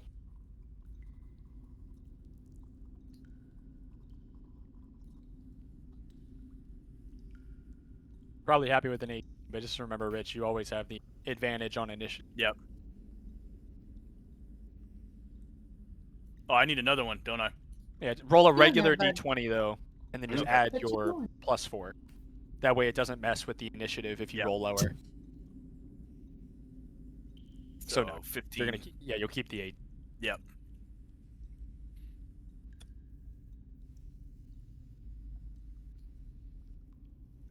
All these guys are just going to be 7. I'm not going to be here all night rolling initiative for fucking zombies.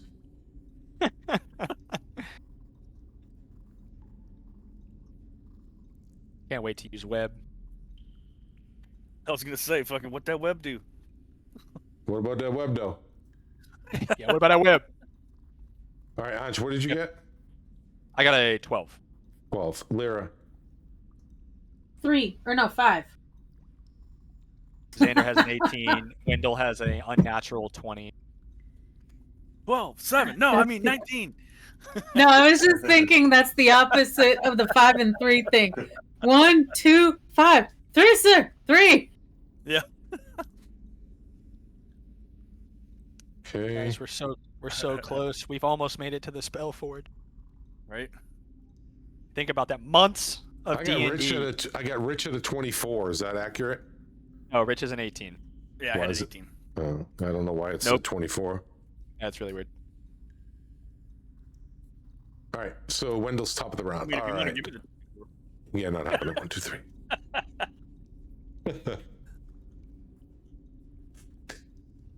Okay, just give me a sec. You're good, Big Papa. Lyra, you remembered to add that spell, the potion of healing from Vorg. That big dude that you Wendell, looted earlier in the hallway. Sander. Potion of healing, I'm pretty sure I did. Let me just double check. Got me paranoid and shit. Somebody with 15, Anj. Yes. Flame Skull. And Lyra got a 3. Lyra goes last. Okay, apply turn order. No, technically I got 5 because my +2. Oh, okay. Yep. All good. Top of the round. Wendell, you're up. All right.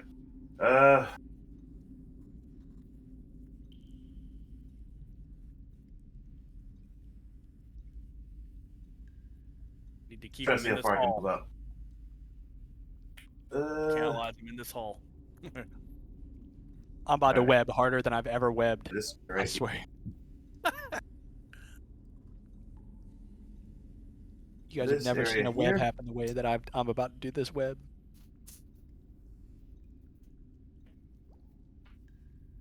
I wanted to do something, but you want to do web. And if I do this thing, it's going to take away your ability to web. Fuck it, dude. You don't know that Yeah. I'm about to web, so you're gonna just do I whatever. don't you're know, so I'm going to take instincts and I'm going to roll a spike growth. No metagaming. Stack him. Yeah, Well, that's that's why I'm that's exactly what we're saying. Yeah, he doesn't Exactly know why that I'm I would doing it. web, so I want to put it. You should have control here in 1 second. Good old Wenzo. There he is. Okay. You can drop it where you want. All right, hold on. Let me trying to get just right.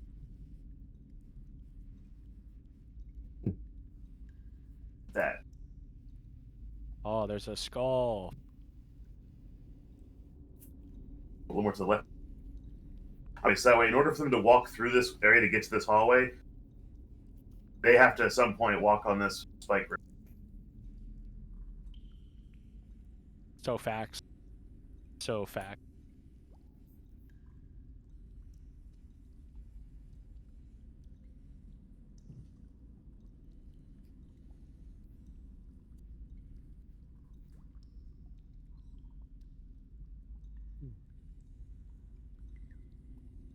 Wendell, while you're studying the hallway, you notice that there is a small floating skull covered with runic carvings surrounded by a ghostly green fire. That's hot. Whoa. I tell them, boys, there's some scary shit up ahead.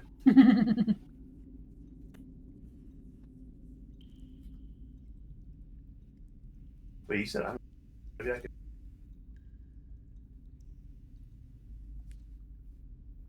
It says it's there, but I can't see it. Check your height. Oh. That's No, what I've Apple got would my height. reach. I've got my height all the way up. I can't see it. You can't see the spike growth? Nope. Yeah, I can't see it. Yeah, I can't either. How about now? No. No? No. Can't see it? Right. Negative. That's weird. I mean, it's good though. We can, Hold on. Hold on. Fucking Yes, with Big my eye Papa. hole. yes, Big Papa. Yeah, that just made it worse. Can you see that one? Oh, there it is. There Yep, it got it is. now. Yeah. Yep. Push. Whoa, whoa. Oh my. Oh, damn. That's- That looks little too like, big. yeah. All There right, you go. let me adjust it so you can. There you go. Now you can control it. Flip it right. It's so weird. Those unique. There we It's go. those That's what I want. unique characters. Sometimes they don't like render for you guys. It's so strange. Yeah. Well, we figured it out. That's what matters. I'm putting in my complaint with Tailspire. And then for my bonus action, I'm going to produce a flame, but that's all I'm. And then I'll. Swag YOLO.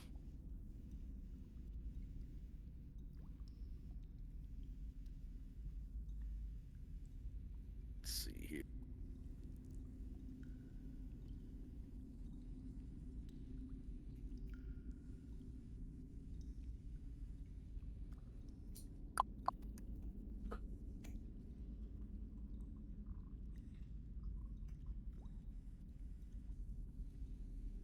All right, I'm rushing down the hall just to the edge of the spike growth. Does that end your turn, Wendell? Yeah, that'd be my turn. Okay.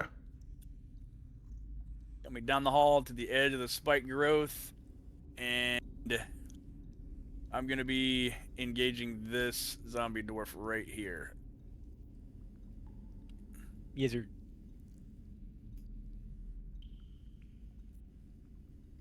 And does a 15 hit? Hits. All right.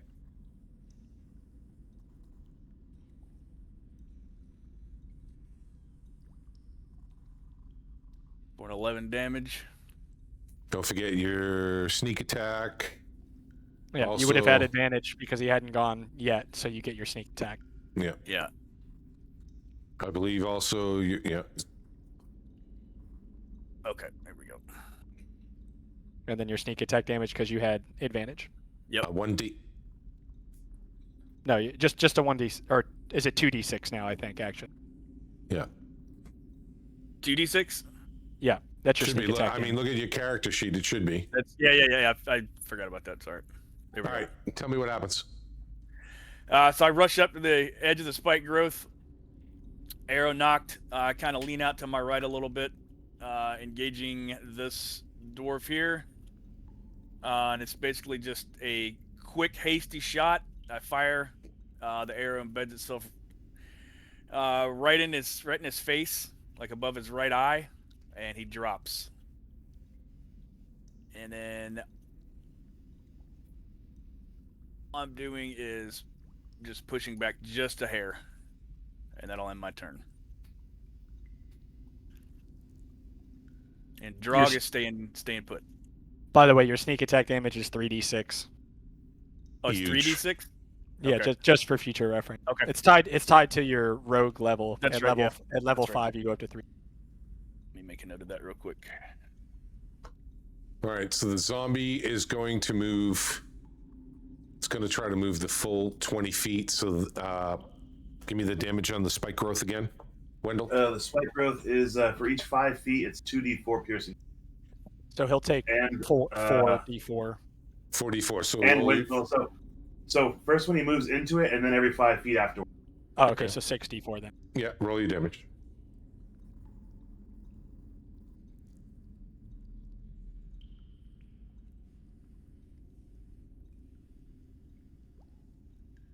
God damn. Whew. Tell me what happens as he walks through. So yeah, so pretty funny how it happens. He walks through. He steps on his left foot, hits down on the first spike growth, rips it right off. Then he tries to go with the right when the right comes off. Then you just see him just shrinking as parts of him from bottom to top keep falling off. Anything with your what's up. bonus action? It's not even your turn. Never mind. Ooh, I'll be all right. Well- I'm drunk. The dwarf can be dead. He's absolutely dead. He's shredded, ripped apart. Anj. Senior Anj. Let me. Senor, le senor. There we go. Senor.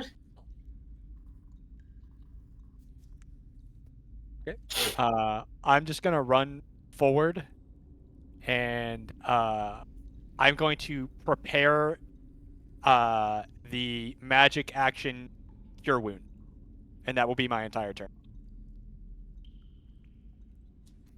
at first level.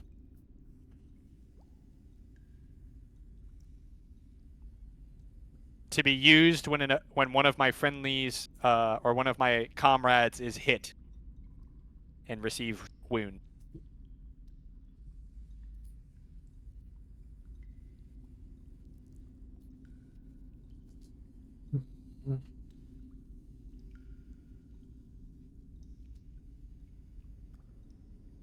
I like the flame skull picture at the top. You like that? You know, It's bad to the bone. I was about to say that sounded like Bad to the Bone.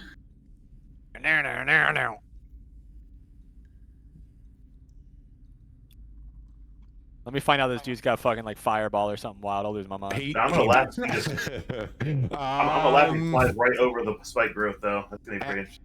Actually, Wendell, you start to look down the hall. You see it. The short skull flames start to coil around its jaw before snapping forward with a concentrated blast of searing white hot fire. Rays come out of its eyes, soaring towards you. Fuck you. Why? The 14 hit. That's what it. No. The fire sails over the spike growth down the hall, bouncing off the wall to your right, leaving a scorch mark. Anj, you feel a burst of hot air go past you as the flaming ray misses your shoulder and clothing by mere inches.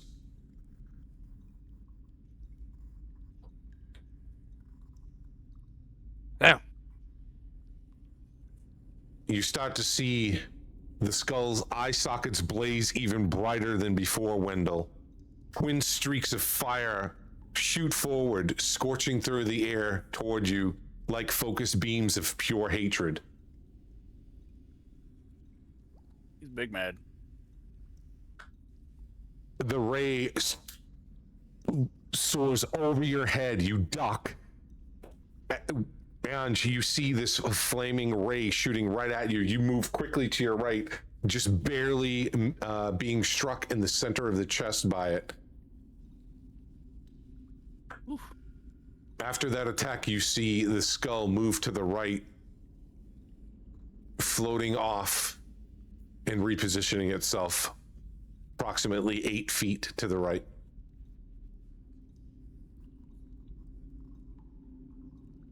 You hear the shuffling and see another short, squat dwarf. Oh my god, I can't talk today. I was about to say, Moving is that your down- accent really coming out?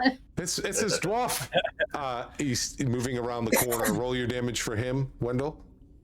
Is that entrance and 10 feet? It's the full. What's the full Monty of this thing? So when he enters, it's 2d4, and then every 5 feet afterwards, it's 2d4. Yep. So you got 4d4 plus another 2d4. So He's dead. he's dead. What? 44 plus another 2, so 64. Roll me 64. How do you take clicks away? Oh, they were right clicking. Okay, got it. So big brain. All right, he dies. He lumbers through, falling to the ground, dead. He's shredded as his legs fall off of him. The zombie stumbles forward, plants itself face down. You start to see another zombie lumbering towards you. Give me 6d4 for him. And another zombie lumbering through your spike growth. 11. As the first zombie comes through, you see that one of its arms gets sheared off at the wrist. It's still mindlessly wading through the spike growth. It inhibits it slightly, but it manages to get through. Large chunks of dead, decayed flesh are falling off, but the zombie, through sheer hatred and determination, moves forward. One locking eyes with you, Anj. And the other, roll his damage.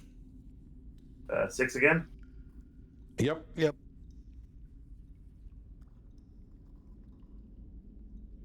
11 again. The other one comes in rapid succession. You hear it. You smell the foul decay. You can almost feel its its breath. Do zombies draw breath? Anyway, you look down at its gaping maw as its lifeless eyes seem to be burning into your soul, Wendell. Another one follows up behind.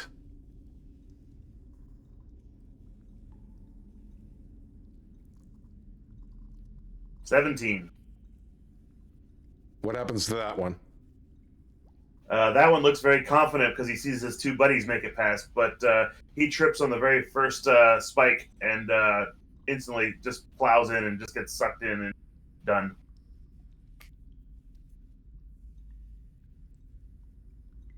Is it like the devil's snare from Harry Potter?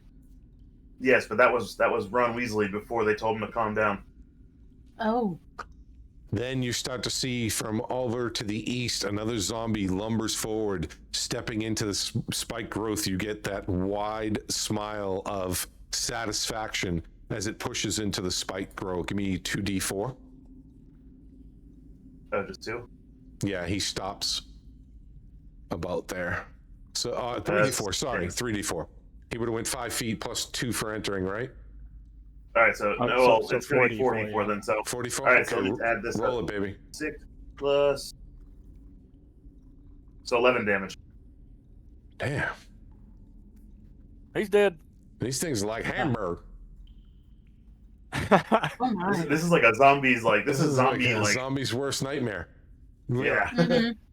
Sweet, it's my turn, bitches. Swag. All right, so what I would like to do here, you know where the first 2 zombies are standing at the end of the hall? Well, first, let me move so I can even see them. So I'm gonna move here, and then the first 2 zombies that are standing there, I would like to cast Cloud of Daggers. Oh yes. I want to cast it right there, like across that whole thing. That way, when they try and walk through it, it's basically reinforcing Wendell's giant bush. Okay. Where did you want it? Growth. Okay, spiked growth. I'm sorry. But yeah, basically they're like, oh yeah, we can get through the spiked growth, and then boom, Cloud of Dagger. Stand by for ion control. Let me get your spike daggers. Cloud of daggers, sorry. I'm like blending the 2 together. Okay, can you see these? No. Can you see that cloud of daggers? No? Oh yes, Oh, I yeah, can it's see that here. one. Okay, perfect. And we will do this. That's too big. Oh. It's fine. I'll make it smaller, and you should be able to control it. Yeah, I'm gonna put it right here. And that's 5 feet, Right. right? Yeah. It's Yeah, a so like 5 if I foot. put it here, Should hit all You 3. hit all 3 of them. Yep. okay. Roll your damage. I'm pretty confident Roll, it doesn't matter please. what she rolls. I'm pretty Rolling. confident too. Rolling. 11. What happens to them, Lyra? And be gruesome. I love it. Damn. Be gruesome. So, as soon as I drop the cloud of daggers, all three of them, they don't really have time to react because as soon as the cloud of daggers appears, it just kind of annihilates them and turns them into pink mist. Oh, yep. Not even Yeah. pink mist because they're zombies. What color are they? Green? Green. Like fuzzies like a green black Yeah. mist. Yeah, it's just Gross. a mist of decay. Call it that. Like it. Anything with your bonus? Who has the least life right now? Can anybody benefit Everyone. from my bardic inspo? Yeah, everyone's good right now. Yeah. Okay, then I- yeah, that'll be the end of my. What? I would just save the bardic inspiration for a cutting words later. It might be the difference. Okay, then yeah, I am done with my turn then. Swag. Wendell? Just a real quick role play here before I continue this. Wendell still has a little bit of a nerve going to him. He still has a little bit of a shake, but and it even was more intense as this fight was to start. But once he started the fight and got into the mode of it, you could see he started to feel more at home, more comfortable with himself because he had his confidence shaken with an earlier drop and then dropping to the spiders and all that. So now to see that he's back in his old ways of controlling fights the way he likes to, he's a little more comfortable in himself as he's moving forward now. So on that note, I'm going to take my produce flame that I have in my hand here, and I'm going to chuck it at that zombie that's coming towards us. Shit. Yeah. And roll terribly. Does a 9 hit? Ow. It hits. Your flame soars through the air, impacting the zombie up at his top chest by his lower jaw. Tell me what happens. Awesome. No damage. Oh no! Tell me what happens. He's done. Well, I'm gonna roll it anyway. All right. So so he gets hit square in the chest with the fireball as he's trying to evasively evade the spikes. Once he gets hit by the fireball, he kind of loses his footing and gets hit by one of the spikes, which absorbs him and completely finishes him off. And on that note, I will end. Actually, should I this growth thing up, because I feel like we've taken at least all the ones I can see. But I'll leave it. I'll leave it for another turn. I'll end turn. You can dismiss your concentration spells at any time. It doesn't have to be on Yeah. your turn. It wasn't a matter of if I could. I know I can. It's just should I? Like out of character, I would say yes, because now we know that there's a sphere, like a flaming sphere that can launch ranged attacks at us, and it can just come and go as it pleases. But we're stuck in this hallway with the daggers and the vines in the way. I mean, we can't move anyway until Lyra moves her dagger. So regardless, it won't matter if I keep it up for another turn or not. So it'll Yeah, I stay mean, up for one more turn. The next turn I'll give it. Okay. Yeah, I'll go ahead and I'll move my daggers. That's a magic Right, action. no, You have I'd to do say it when my you're- next turn I'll move them. Yeah. Oh, okay. I got you. Yeah, she goes right before me, so it really doesn't matter.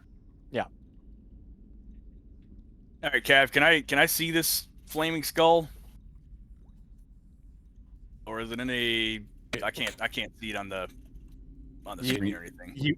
If you could physically see it, you would be able to attack it. That's your 60 feet right there, right? So you wouldn't actually be able to see it in game regardless. Okay. All you see is a dim glow to the over on your left by the corner of that furnace. Okay. So you would have to move to the edge where the cloud of daggers is to be able to see it. And even then, then you could see it. Okay. I'm gonna come forward just a few feet, right up to the edge of the cloud of daggers. It's at that point that you notice it's floating approximately 10 to 15 feet off the ground, hovering, its eyes burning intently, staring down the end of the hallway. Mouth slightly opened, flame flowing back and forth between the teeth. All right, drawing my bow back. Drawing my bow back, I'm going to engage the flaming skull.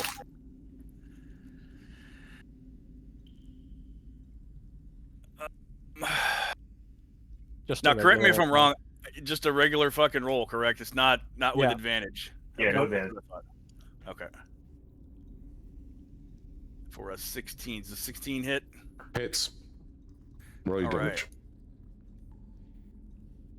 For 12. Your arrows, as you knock your arrow, letting it fly, you line up your shot. The shaft flies over the water wheel, slips just over the top of that rope barrier, sliding into the side of the left temporal area of the skull. You hear a crunch as you see a small piece of bone come flying off the skull, almost like an ember off of a campfire. It hits the side of the cavern wall. You know that your shot was true. Nice. After that, I'm going to get myself out of the line of attack. I'm just going to move back a hair. And that'll end my turn. Drog. Drog staying back with them. Anj.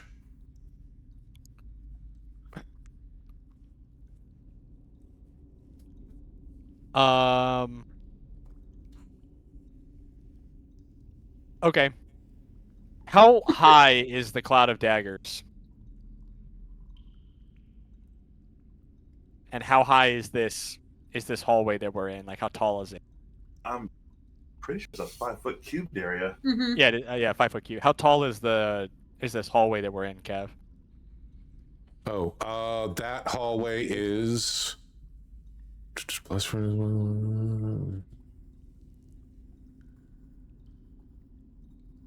it doesn't What, 90? say. Oh, I'd say it's huge. Oh, Let like me pretty see. tall? Yeah, it's like 30, 50 feet. Let me see if it says it at the beginning of the...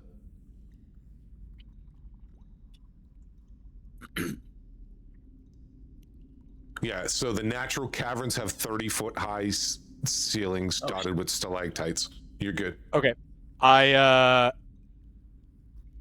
Xander, you see as I undo the clasp on the front of the robe that I typically wear over my tunic, it drops to the ground at my feet, and you are bewildered at what you see as wings unfurl out of like they have been surrounding my torso. They have unfurled and are now beating, producing wind in the hallway.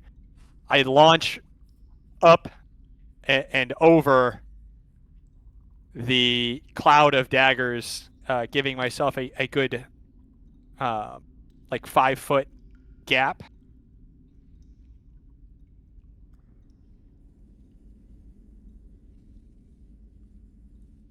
I fly over and I drop down on top of the well, I can just stay hovering, right? I don't actually have to drop down on the ground. How does that work?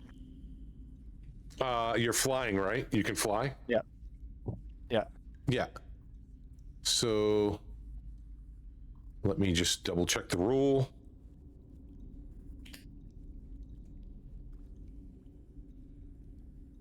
Where was this 10 sessions ago? I've had this. If you need to, you can always go at an angle over the spike growth, still clear it. Like you're going through the longest part of the cube. Take it to the right. You can avoid it, or the left.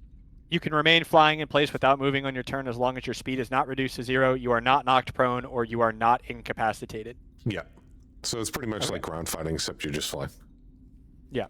enough. I do dip back down to about 5. How tall is the vine? It's like right on the ground. So I dip back down to about 5 feet above the ground, just in case something happens and I get knocked prone.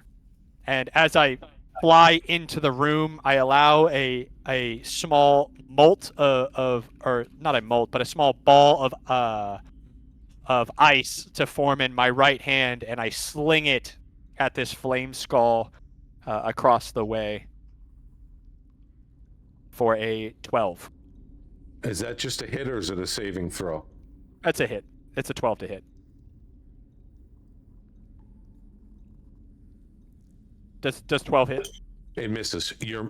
Tell me what happens to the miss with the moat. As I begin to fly, Xander, you can tell that I seem a little unsteady, as if I haven't done this before.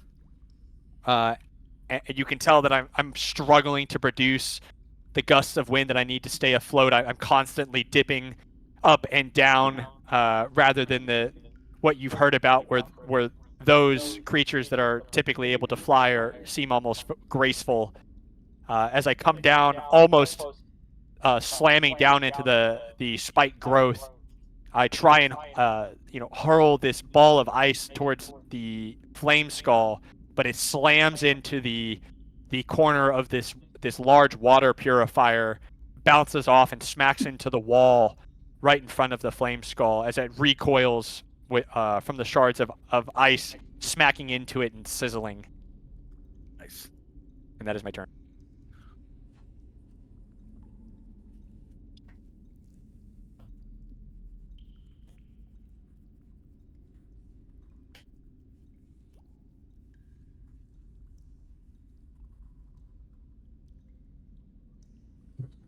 What you got, Flame Skull? I'm trying to look at something real quick. Spell save and DC. Where is his spell saves?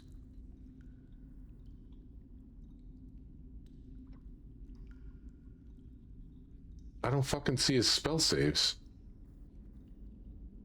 Probably like a DC 13, 14, something like that.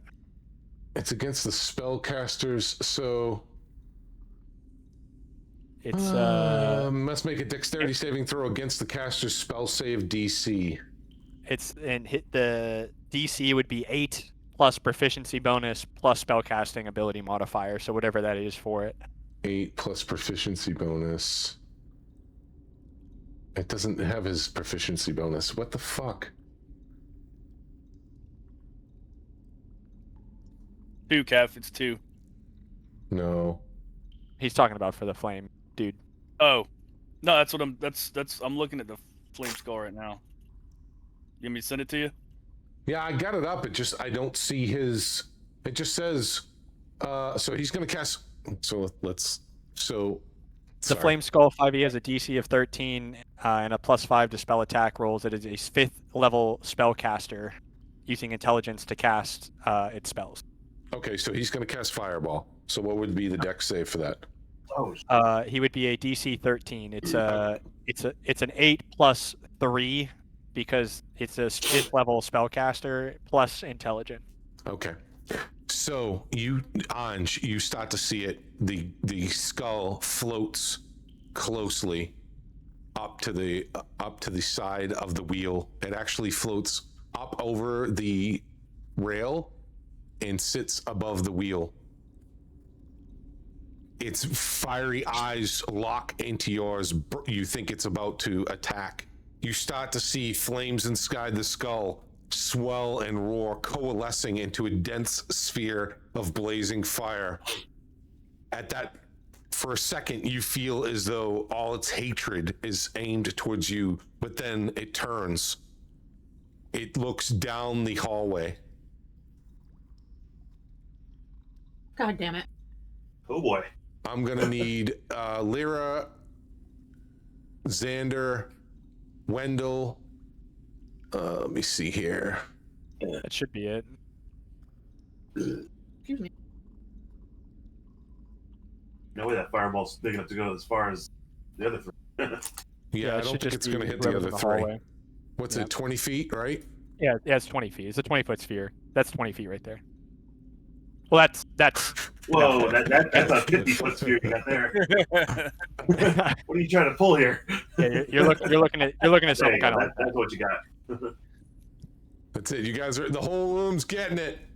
The whole room's getting a nuke. All right, Right. give me a deck save. DC 13. Oh, 23. Oh, Xander's 15. good as fuck. Everyone passes. Okay, Yeah, so Point still. 8 Half as much damage. Yep. 8d6. And half of that. Yeah, and it'll be half of that. Let me roll the damage. Lord. Yeah, you guys are cooked as fuck. Good Man, luck. this is going to hurt. Yeah, I mean, you guys shouldn't die from this. You need 2 more d6, Cav. Oh, Oh, yeah, we're not good. that was thunder. So 17. That was a fireball. No, I'm saying outside. So 23, I think it's rounded down. Yeah, it's Round if they down. roll your dex saves, please. They already did it. Oh, they Again? did. Yeah? Good. We all Yeah, passed. they all passed. Yeah. They all passed. Okay, so 12 points of damage. That's actually that's pretty Son of lucky a to be bitch. honest. Fireball usually Right. smacks. So Wendell, Xander, and Lyra, you think that you fear for Anj, but then you see at the last second that the flame skull turns its attention towards the hallway. It comes a giant ball of fire comes soaring out of the mouth of the flame skull, traveling down the hallway. It impacts dead center between Wendell and Xander with a the flame erupts, hot searing flames licking all across. It starts to burn your clothes, singeing your hair, almost taking the breath out of you. Real quick, me and Lyra have to roll for our concentration. Concentration. Yep. What is that? Wisdom? I can't remember. Can't say. You're doing a con save. Is it Yeah. con? Okay. 10. You are good on a 10. 10. You are both We rolled good. the same shit. Which I Wow. think is bare minimum, right? Yeah, Actually, I that supposed is to have fair enough. advantage, but whatever. Yeah, you're gonna have advantage either way.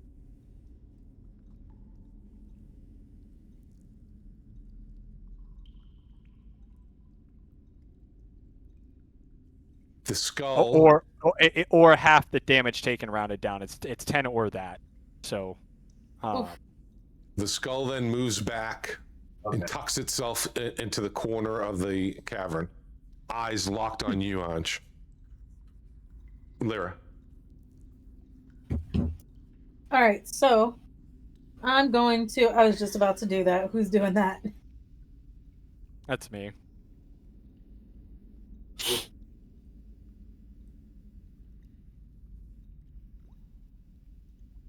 Oh yeah, we getting a thunderstorm. No, do the other side of this that we go closer.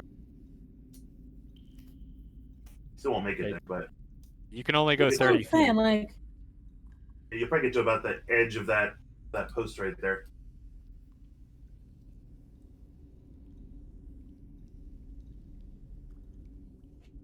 look, please, gotta zoom out.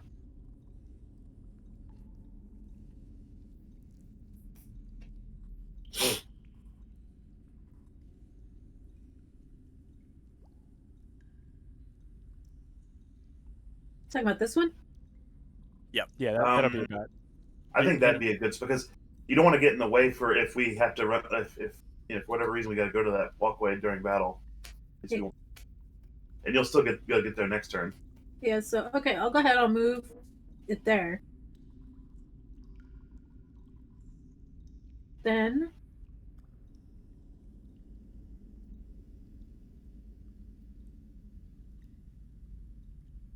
I'm just gonna go ahead and move forward behind Wendell. And let that be my turn.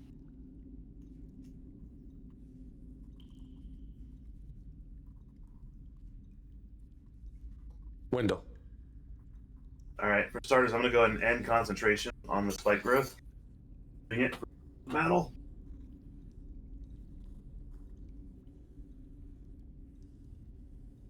Then I'm going to run forward. Bodies are beautiful.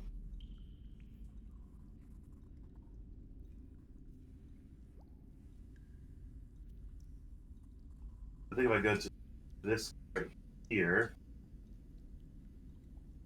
there, 30.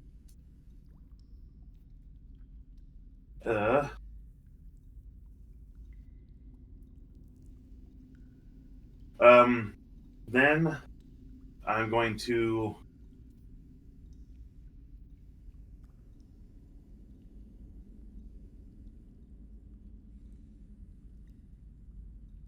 I'm gonna do a starry wisp on the. Actually, hold on. Yeah, I'll do a starry wisp on the flame skull. That motherfucker about to get whisked. Nee. 25. Oh, Yeah. Damn. What's the? Is that just a to hit? It's a hit. Yeah. Yeah. Okay. Roll your damage. Hits. Edge. The only other thing that spell does is just light him up, but he's already on fire, so. Yeah. Yeah, 7. And then on my bonus action, I'm going to produce another flame.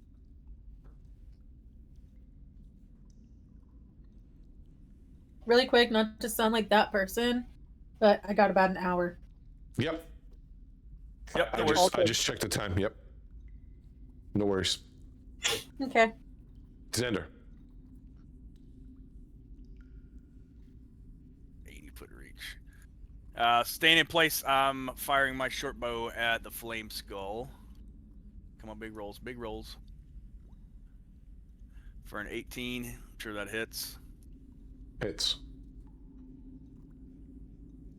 And 8 damage. Describe it. Just firing my bow across the water wheel, like it leaves the hallway that we're in, soars across, threading the needle through the cloud of daggers over the water wheel, and into the, we'll say, the left nostril of the flame skull, embedding itself. Anything with your bonus action? Bonus action. No, I'm just gonna pull back to the opposite side of the hallway, and then I'll end my turn. Anj. I'm sorry. Drog. I think Drog Drog is staying not back. He's Yeah, I don't think he's technically on that. Okay. Anj. I'm going to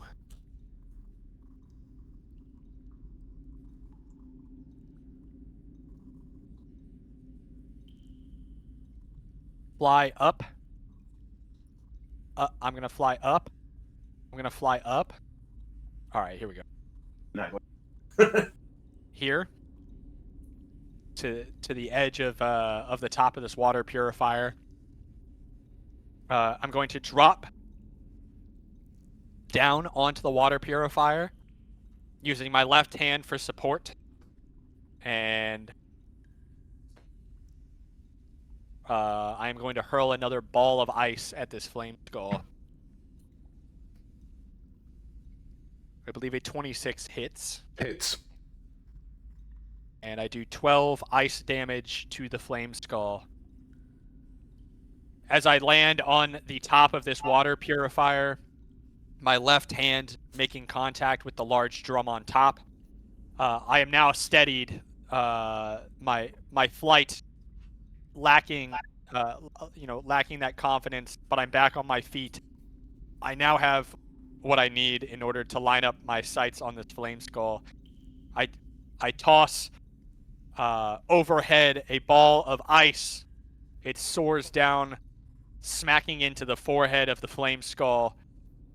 The smoke begins to fill the corner of the room as the immense cold and the blistering heat battle for dominance. Ooh. you start to see that a portion of the flame skull starts to almost become extinguished. You hear it as vapor It's gets terrific. expelled into the air. Almost that ice is almost immediately vaporizing. You hear that, but then you see it. You start to see the lower jaw move up and down. You hear a hideous cackle.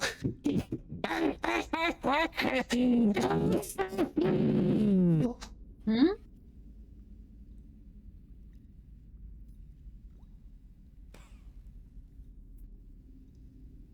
You start to see two purple darts shoot out from each eye.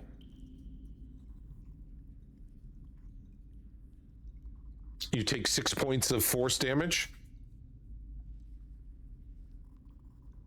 Hello? That's cool. I take the 6. Take the 6. Yeah. So the darts shoot from each eye, impacting in each of your shoulder blades, almost knocking you off the top of the furnace. The wind gets knocked out of you for a moment. You're knocked back, a little bit off balance. The skull continues its hideous laughter. Then it moves back, tucking itself into a nook. Shit. Okay. That kind of killed what I wanted to do, but okay. Well, Jason with the daggers. Yeah, right? Wait a minute.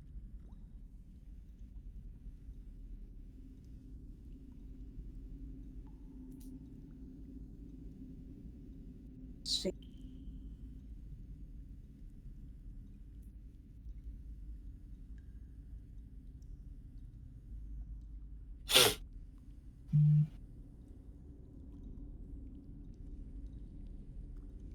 So I'm going to go ahead and I'm going to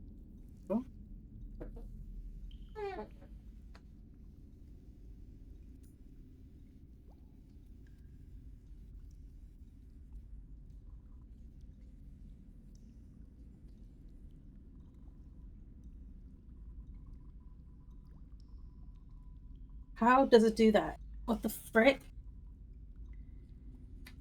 What? Hang on. What are you trying to do? I'm trying to go okay, there it goes. See, I'm gonna use my max movement speed to go.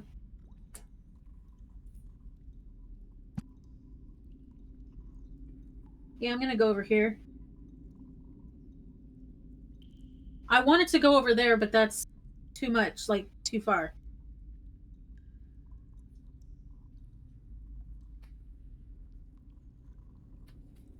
And then I'm gonna end my turn. What? Okay, Wendell. Oh no, because the place I wanted to move him, it's too far. Well, Where else am I gonna move him well, right now? he's trapped in a corner. You could have. Well, she doesn't know that though. I Because guess, yeah. she's back here in the hallway. She doesn't know where he is.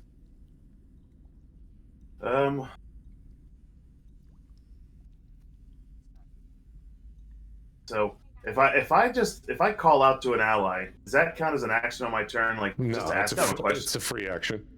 Yeah, you can talk Okay. as much as you want. I'm gonna scream up to Anjan saying, "Hey, is there another way to get over there?"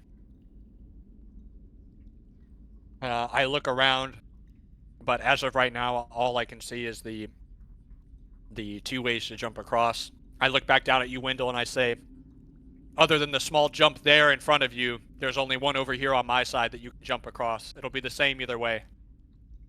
All right. Well, I'm gonna use my bonus action then, and I'm gonna turn myself into a frog. Swag. 10 hit Right. points, love that. Read it. Why is it?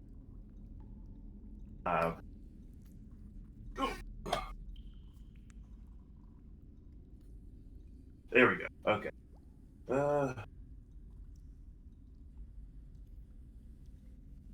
There we go. And as the Pissed No. off horny toad. Oh. If I remember correctly, when I turn into a toad, I gain health equal to, or temporary health rather. Like Plus, Thank you. While I'm looking it up, you know off the top of your head, do you know what the temporary health is I get for?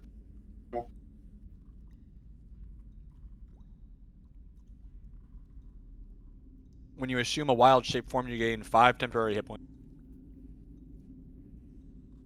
Okay. That's underneath of wild shape in your action tab. Oh wait, nope. Okay, it's level 3. It's 15. 5 Okay. per level makes Yeah, or 5 5 level. per Okay. proficiency. Got it. Like 3 plus. Yeah. Oh, I see. Right. Wild shape circle forms. Yeah, 15. All right. This guy right here. And your AC is 7 while you're in.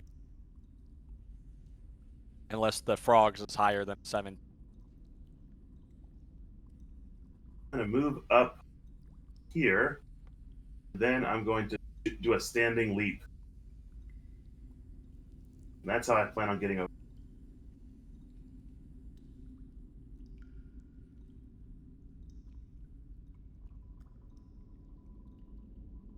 Ribbit. Ribbit. And it doesn't say if a standing leap is a bonus action or not, so I guess I'm gonna say that's the action. And then It's just I'll turn the Swag. Big ol' Xander boy. You also have no idea where this skull is at. Yep. All I'm doing is moving to about right here. That's gonna end my turn. Drog is staying back. I once again launch off of the top of this water purifier, flying down and around to this side of the of what is this, the blast furnace? Yeah, plus furnace. While hovering midair, I launch yet another ball of ice at the flame skull. A 15 Hits. for 5 damage. Once again, the mote of ice sails through the air, impacting the flame skull. You hear another pop and hiss as the frigid cold impacts the skull, causing steam to be expelled. What?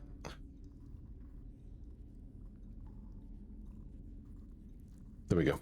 Causing steam to be expelled, dimming its light for several seconds. Flames pushing back against the cold and the ice.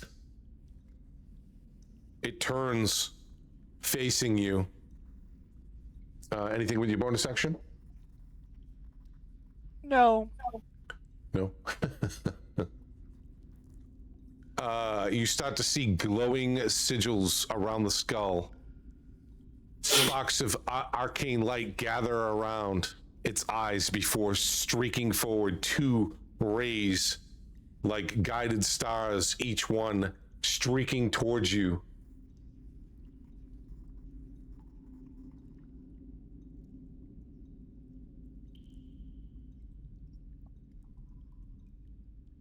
$14 hit? For me?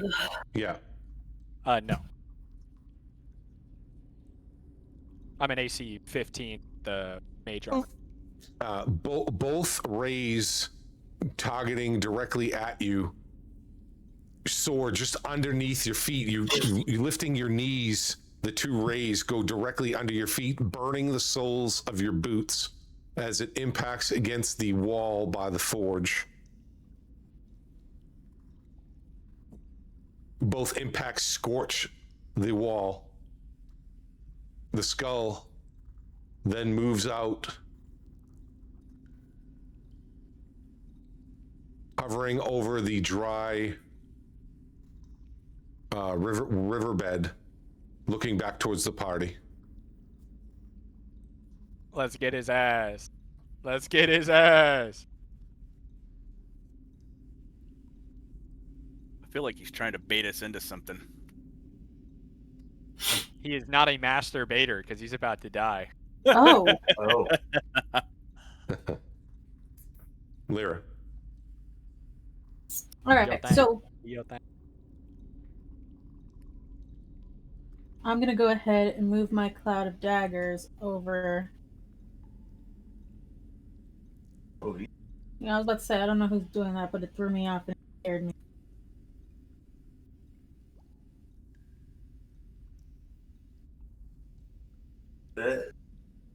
What?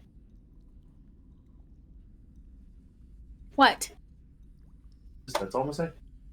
That don't sound good, so I ain't gonna do it.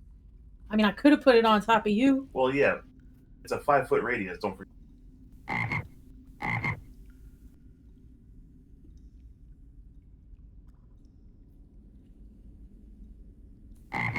So if I put it there, he's still like we'll still be able to get through and shit, right? If, How wide? yeah, How wide's the opening I mean, there? if he stays in his frog form, no. If he leaves his frog form, he would be fine because all Wendell would have to do if you put it on this block is just like run the gauntlet around it. Fine. Okay. I believe there's a frog. I'd be fine with it there. Well, no, because you're a large creature, right? You're taking up a pretty big space as a frog. Well, yeah, but I can still. I mean, you're talking about the pathing for me to go towards it. I can still jump over it when it's turn. Yeah, I mean, if you can jump higher than 5 feet, you'd be fine. Yeah. Yep. Okay. So I'll put it in.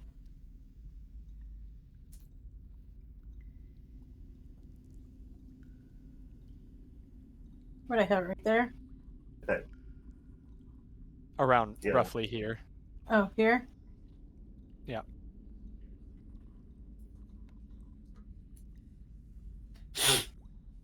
And then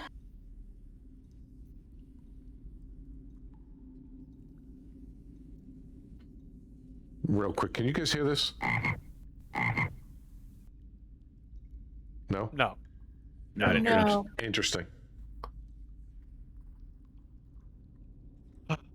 Man, you guys are finding out more and more about my fucking character every session now. And then I'm gonna move here. And that'll be where I end this turn.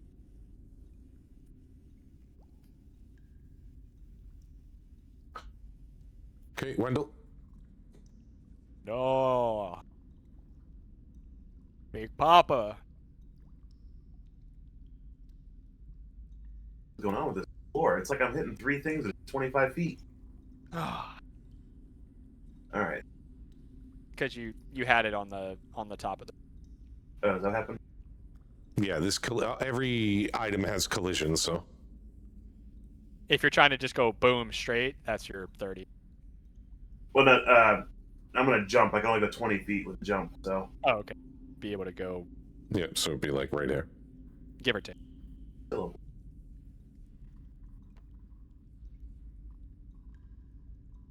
There we go. The thought as he drops. That's cool.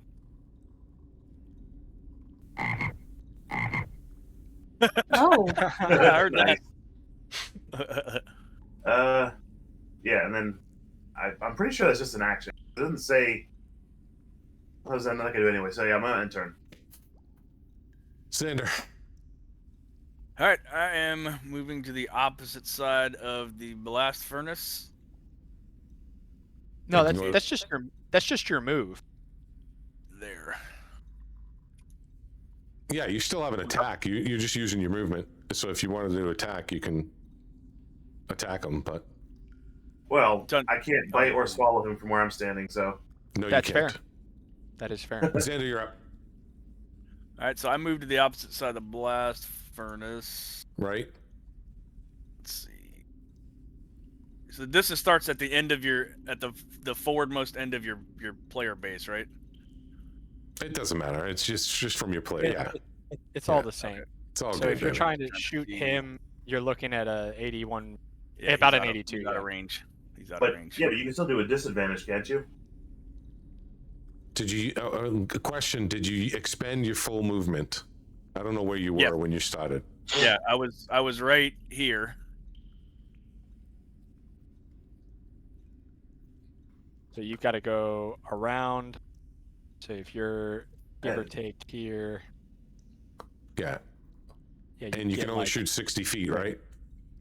80. No, it's Oh, 80, 80? 80, 320. So you can shoot farther than 320 or than 80. You just get certain disadvantages for doing it. Okay. I mean, I'm not going to penalize you for 2 feet. Go ahead and attack. All right. We're not going to split fucking hairs. All right, sounds good. For 17 Hits. and then 11 Oof. damage. All right, tell me what happens. Oh shit. All right, so coming around the corner of the blast furnace, I see the glowing light of the flaming skull. And I can see Anj floating just off to the right of where the flaming skull is. With my arrow fucking drawn, I let it loose, and I see it soar across the room, embedding itself into the forehead region of the flaming skull.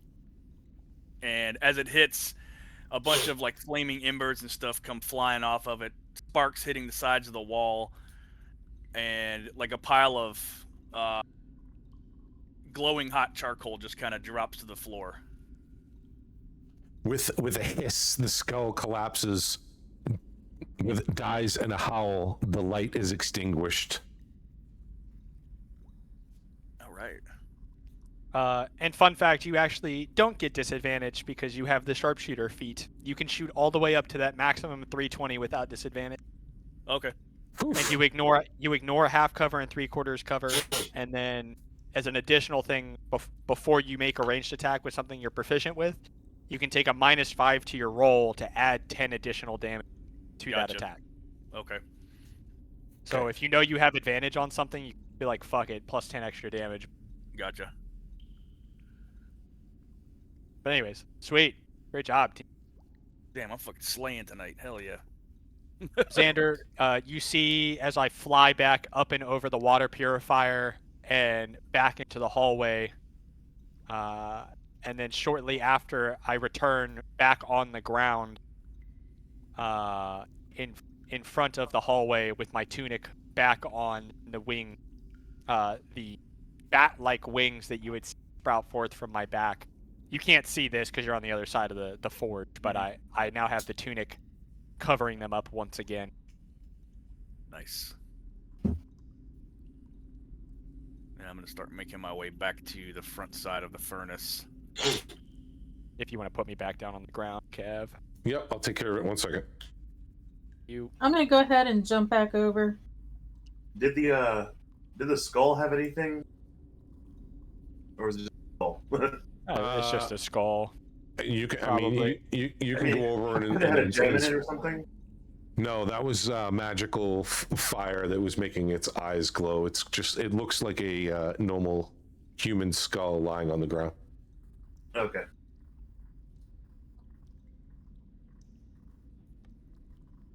Thanks, Kev. Ribbit, ribbit. Ribbit.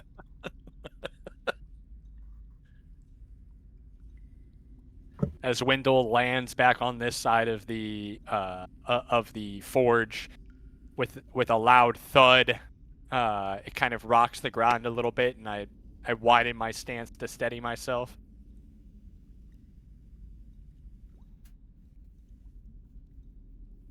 I look around at the group to see if anybody is extremely wounded. It appears we're all a little hurt.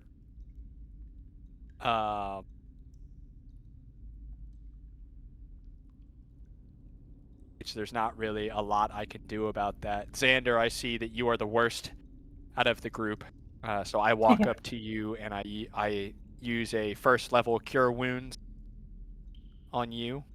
Thank you, good sir. For 14 points of health back. Oh, okay. All All right, that put me at 31 of 32. Sweet. Thank you, sir. And I'm going to run back to everybody, check on Drog, check on the rest of the party. And I'm going to tell Gundren and Nundro that the forge is clear. the blast furnace. Or the blast furnace, yeah.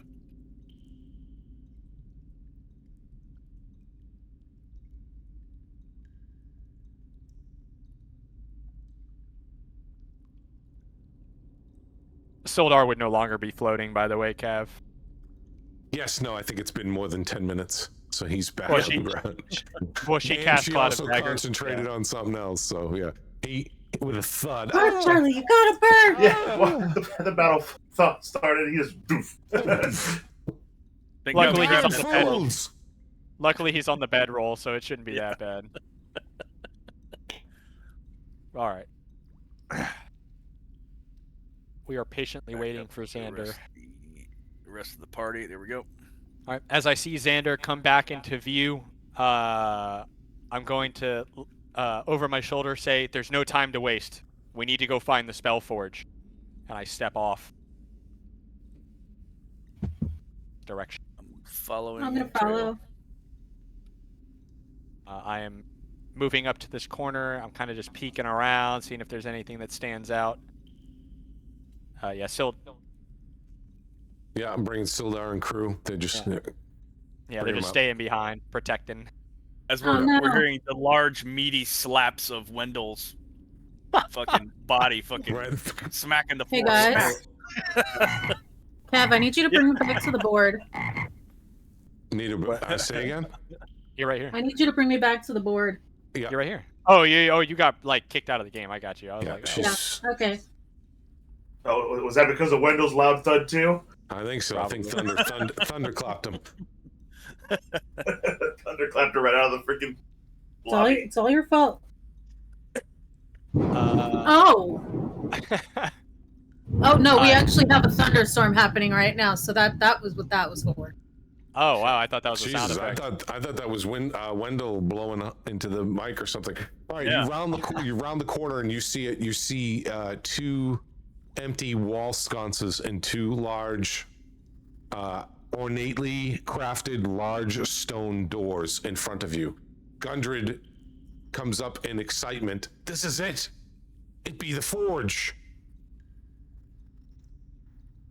And it's kind of embarrassing that Nesnar could not find the forge. We just walked to the other side of the cave and found Yeah. it. All right. I'm gonna use a bonus action. Bring. Thank you, you giant fuck. As we come around this corner, I'm going to grab Xander on the shoulder and say, "The double doors in front. Investigate them." Alright, I'm gonna sneak up to the doors. If I can click on the right tab here, I'm gonna give you a stealth check, Cav. I'm not stealthy. Oh, You start to crouch down, walking slowly up to the doors. You step on a loose piece of rock that skitters across to the right. Jesus, Good lord. Lord. Don't I'm forget. sorry, by I the way, can't control that. sorry, Mother No, you're Nature's okay. not. No, like you're this. fine. Hey, it's Don't adding forget, by the way, ambiance. team. You all have heroic inspiration, which you can use to reroll d20. So if you get something that's not favorable, you use them. Yes. Go ahead, Cav. Sorry. No, you're fine. Off to your right, you see that it opens up into a large cavern. The cavern widens into a vaulted chamber. You see ancient stone and broken pillars lie scattered like fallen teeth. The air here feels heavy, charged as though lightning once struck and never fully left.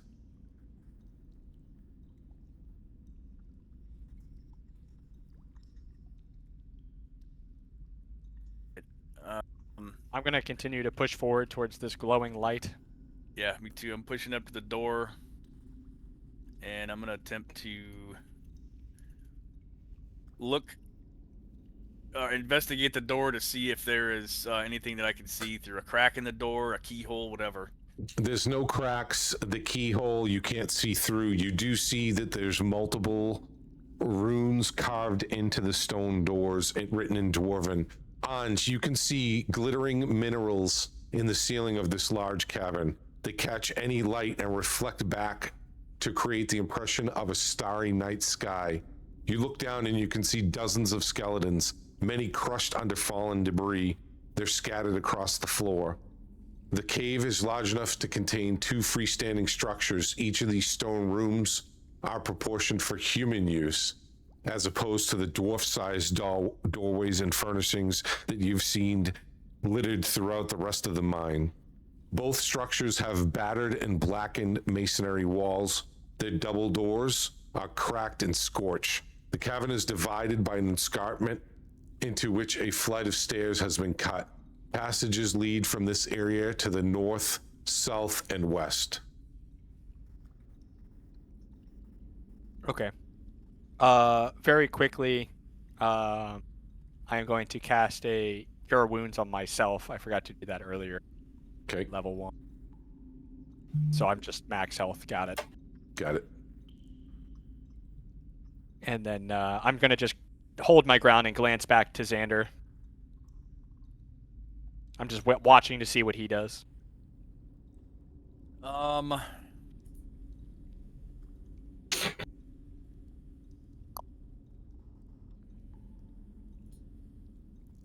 gonna move back over to Drog and motion for him to go back to Gundren and Sildar and them, just to help them out.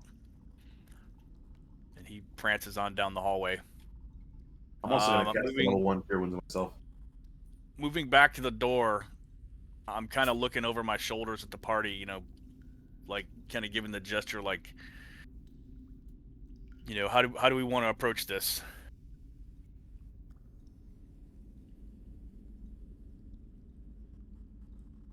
I'm looking back at you. I give a shoulder shrug, and I'm just waiting patiently. I want to know what's through that door, so. Then again, character also probably so a little bit on Alright, it. so I'm gonna check the door, Cav, see if it's locked or unlocked. The door is locked. Right, I'm gonna pick the lock. Tell me how you do it. Reaching into my pouch, I grab my lock picking tools, and I begin to insert them into the lock of the door. Gracefully spinning my hands till I hear the tumbler drop, and feel that the door is now unlocked. I look at the party over my shoulders, grasping the 2 handles of the door. I give a nod with both of my eyebrows up in curiosity and also nervousness at the same time. I fling the doors open and take a few steps back, drawing my bow and knocking an arrow. The door slowly creaks, and then you hear like a and locks in. It slides into place. Inside, you see a large workshop that looks like it's badly damaged. It looks as though a spell battle laid waste to the same spell battle that laid waste to the mine. Scorch marks line the walls. You see work tables taking up 2 corners of the room. They're scorched, and the plaster has burned off the masonry walls. In the middle of the room, a stone pedestal holds a small brazier in which a green, eerie flame dances and crackles. The brazier and its pedestal appear to have been untouched by the forces that destroy the area. Behind the brazier, at first you think it's a trick of the light until the light blinks back.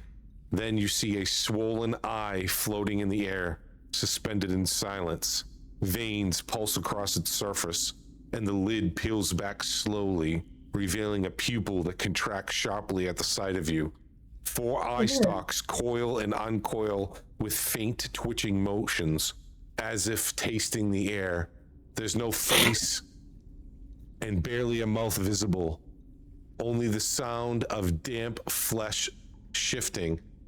It doesn't breathe. It doesn't blink. It's simply watching you, calculating whether you belong here or whether you're a problem to be removed. Oh shit. I see you. Did it just say I see you? Oh yeah. Oh Lord. Hey, did Gundren or anybody see this in their? Is this part of the forge? Are you asking him? I'm asking him. Does he know what that is? If he's so well attuned to this place. I mean, he just knew the location of the forge. He's never been here before. I have no idea what that is.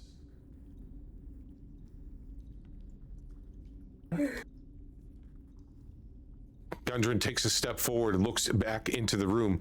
That be the forge indeed. But that creature, I know not what it be. Anybody want to speak to it? Anj, thoughts? Yeah, I'll step forward. Go get him, Mr. Leader. As you step forward, the eye blinks, the mouth opens, and a large tongue sticks out. Its eye, 2 of the eye stalks lock on Gundren immediately. Oh shit. Identify yourself. I am Anj. I am here with my party.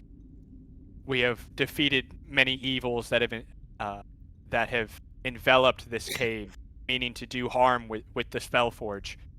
We simply mean to bring peace to this cave and to the surrounding villages. We mean you no harm. As you start to communicate, you notice that the stalks twitch and pivot constantly. Some begin to scan the room in different directions, while others are locked on Gundren. Its hide is leathery and pale, stretched tight over subtle ridges of muscle. It's floating effortlessly a few feet off the ground without any visible means of support. The creature's great eye fixes on you, Anj, unblinking, analytical.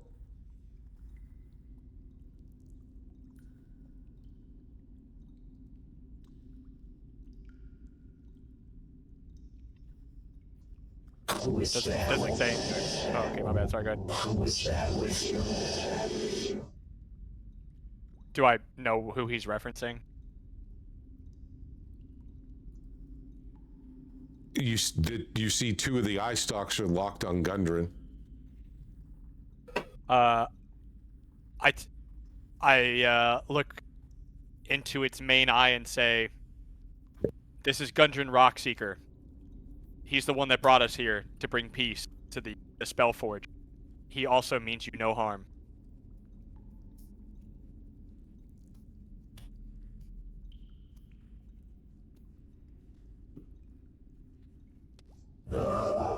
Rockseeker. State your purpose. I look back at Gundren.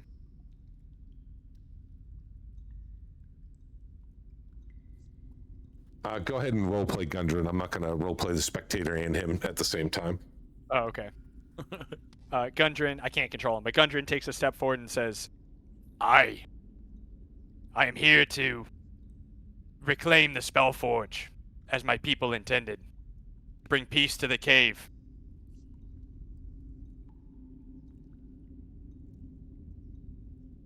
Rockseeker.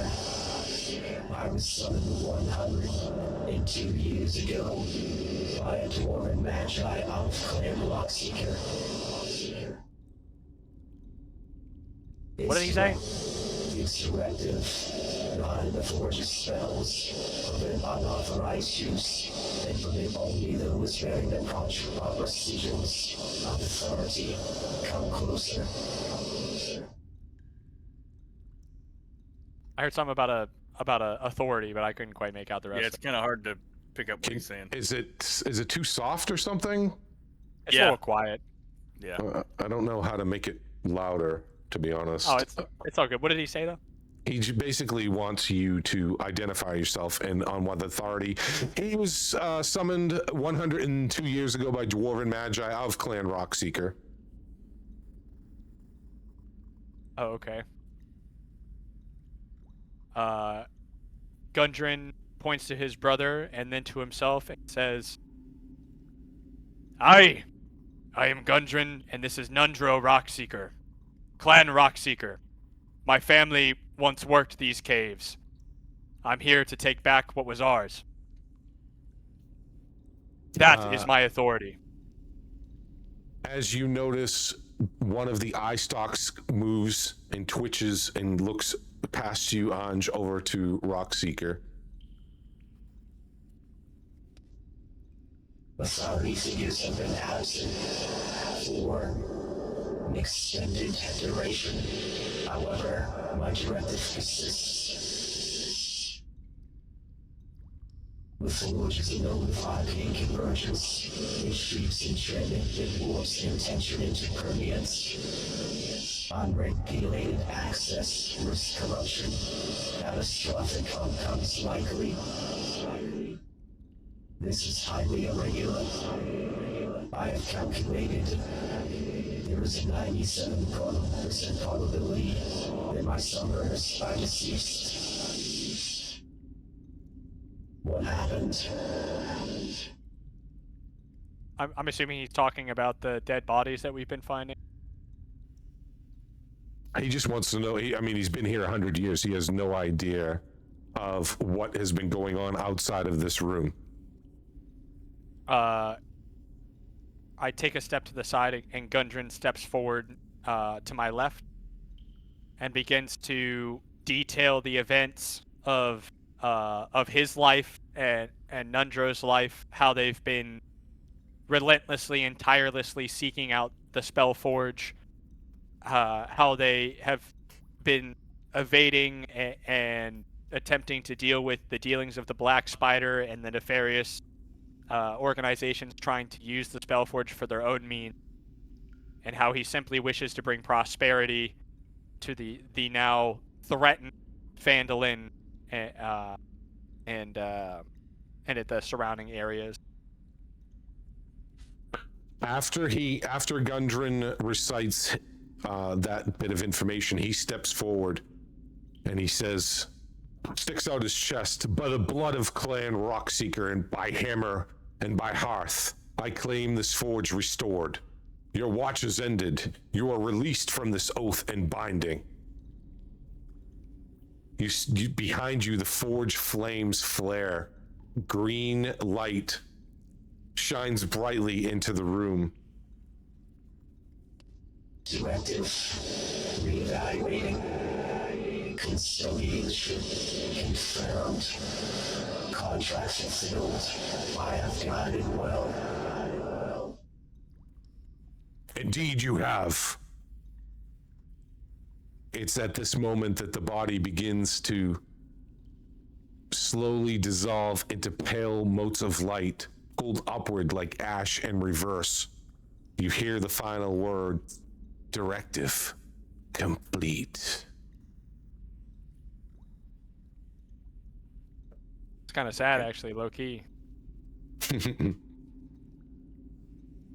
102 years just for that, man. Damn. Oh, All right. damn. And then I think that's probably a good stopping point. Yeah. That way we can leave exploring the Spellforge for the beginning of next session. Yep. Yep. Could That's you a hear good it idea. better- Could you hear it better that time? It was a voice. little bit Without better. the sound yeah. effects, yeah. Yep. Interesting. Okay. Like I could hear you with the voice. It was just very low and quiet. Some of the voices Yeah. are pretty loud, and some of them are quiet. It's just, Yeah, it's, I I don't- think it's I just think one it's of those hit or things. miss the way they were recorded. Maybe, I don't know. They're also not allowed to me, but Bro, I What are saw you that gonna do? beholder when that door opened. I was like, we fucked. Straight up.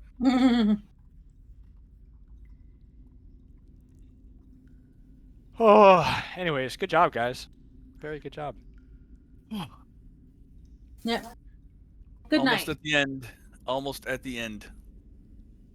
Of the first third Yeah. of the campaign. 2 years from now, That'd be you'll almost be like the end of finished. the last month now. Yeah. We'll get there soon. Eventually, one day. I just want to get out of this cave, man. Get some sunlight. I mean, you can go sun yourself by the green glow. Yeah. that might give him True. cancer. Well, I mean, it So might, true. but Hey, what's it matter? He only needs to live another 2 years, anyways. Oh damn. But all right, guys, I'm gonna head off here. I've got stuff I have to do, and All right, this. I'm starting to burn out. Yep, take Yep, it easy. no worries. see you later. All right, I'll talk to y'all We'll see you soon. guys. Yep, we'll see you next Sunday. All right, bye. Yeah. Bye.